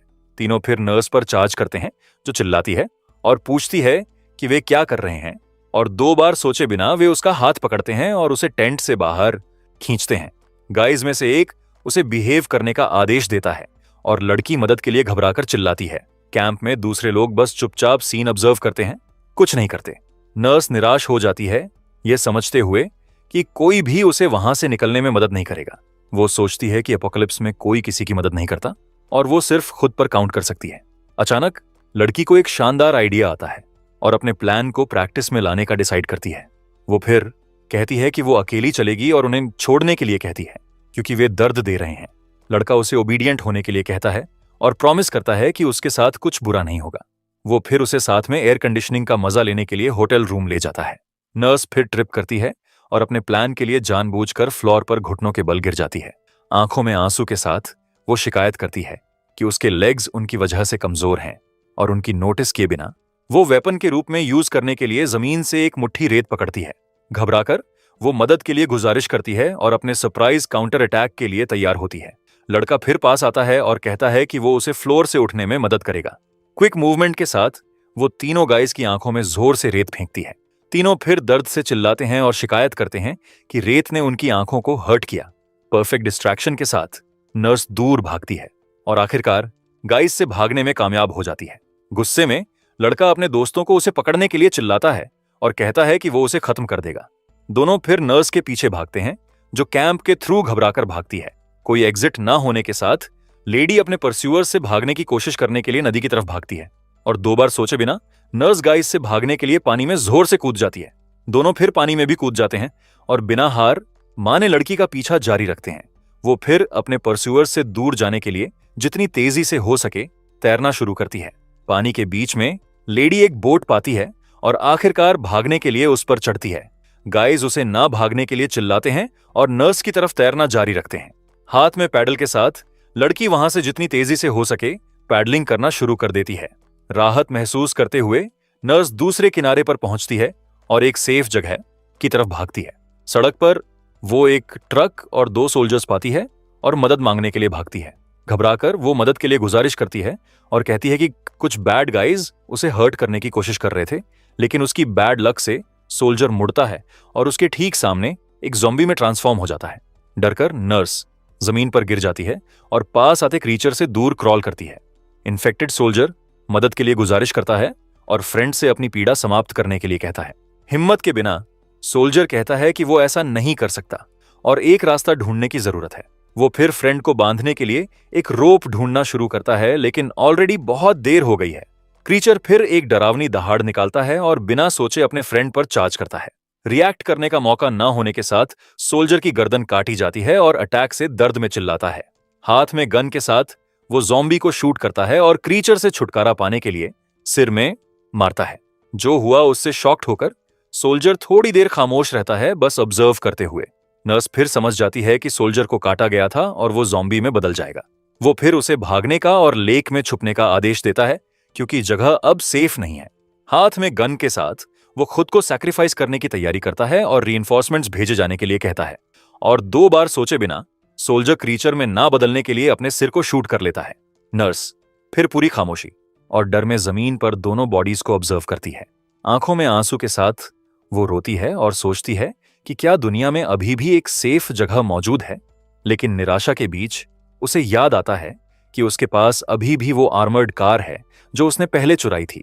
न्यू होप के साथ नर्स अपना एस्केप जारी रखने के लिए आर्मर्ड कार की तरफ भागती है। इस बीच नर्स अंधेरे में सिमटती है, यह सोचते हुए कि दुनिया कितनी भयानक हो गई। यह सोचकर वो डायरेक्शन की तलाश करते हुए खाली शहर की स्ट्रीट्स के थ्रू आर्मर्ड कार के साथ तेजी से भागती है। रास्ते में वो एक ज़ॉम्बी को एक बेचारे लड़के पर अटैक करते हुए पाती है जो मदद के लिए गुजारिश कर रहा है। सीन से डरकर नर्स खामोश रहती है, यह नहीं जानती कि बिना सोचे मदद करने के लिए क्या करे। लेडी क्रीचर से डॉज करने और वहां से भागने के लिए व्हील घुमाती है। आर्मर्ड कार फिर सीन से डॉज करती है और बेचारे लड़के को पीछे छोड़कर सड़क पर तेजी से भागती है। आंखों में आंसू के साथ वो लमेंट्स करती है कि सरवाइव करने के लिए मरते हुओं को इग्नोर करने वाली में बदल गई। लेकिन निराशा के बीच आर्मर्ड कार डैशबोर्ड बीप करना शुरू करता है और दिखाता है कि गैस खत्म हो गया। फ्यूल के बिना व्हीकल स्पीड खोना शुरू करती है और स्ट्रीट के बीच में धीरे धीरे रुकती है। नर्स फिर पैनिक करती है क्योंकि उसे यकीन नहीं होता कि फ्यूल खत्म हो गया। अब बात को और बुरा करने के लिए कुछ ज़ॉम्बीज अपीयर होते हैं और आर्मर्ड कार की विंडो पर मारना शुरू करते हैं। क्रीचर्स फिर घुसने और लेडी को पाने की कोशिश करते हुए व्हीकल को जोर से हिलाना शुरू करते हैं। कोई एग्जिट ना होने के साथ लड़की सीट में सिमट जाती है, यह सोचते हुए कि वो फिर से फंस गई है और यह उसका अंत है। इस बीच होटल पर एना फोन चेक करती है और वार्न करती है कि चोरी हुई आर्मर्ड कार जिन्हू छोड़ गई। वो फिर फोन दिखाती है और सेलिब्रेट करती है कि अब वे आखिरकार थीफ ढूंढ सकते हैं। हमारा हीरो फिर एना से पूछता है कि व्हीकल कहां जा रही थी। वो मैप दिखाती है और कहती है कि आर्मर्ड कार एक फार्मेसी के पास रुकी है। मुस्कान के साथ वो कहता है कि टाइमिंग परफेक्ट है और लड़कियों को अपने साथ जाने के लिए बुलाता है।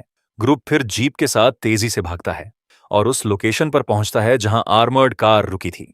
वो समझ जाता है कि थीफ अंदर फंसा हुआ है और ज़ॉम्बीज एग्जिट ब्लॉक कर रहे हैं। हमारा प्रोटैगनिस्ट फिर एना को एरिया क्लियर करने का आदेश देता है और वो ऑर्डर से अग्री करती है। अपनी शॉटगन के साथ वो जोर से शूट करती है और एक ज़ॉम्बी की पीठ को सीधे हिट करती है और एक और प्रिसाइज शॉट के साथ वो अपने रास्ते में खड़े आखिरी क्रीचर को हरा देती है। एरिया क्लियर होने के साथ हमारा हीरो थीफ को बुलाने के लिए आर्मर्ड कार के डोर पर नॉक करता है।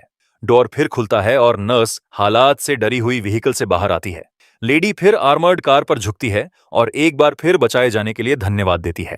शर्मिंदा नर्स मदद के लिए धन्यवाद देती है और सिर नीचे रखती है, यह नहीं जानती कि क्या कहे। हमारा लड़का उसकी ब्यूटी से प्रभावित होता है और सोचता है कि सिस्टम उसे पसंद करेगा। वो फिर उसका नाम पूछता है और वो क्या करती है, ऑलरेडी सिस्टम के स्टैंडर्ड्स के बारे में सोचते हुए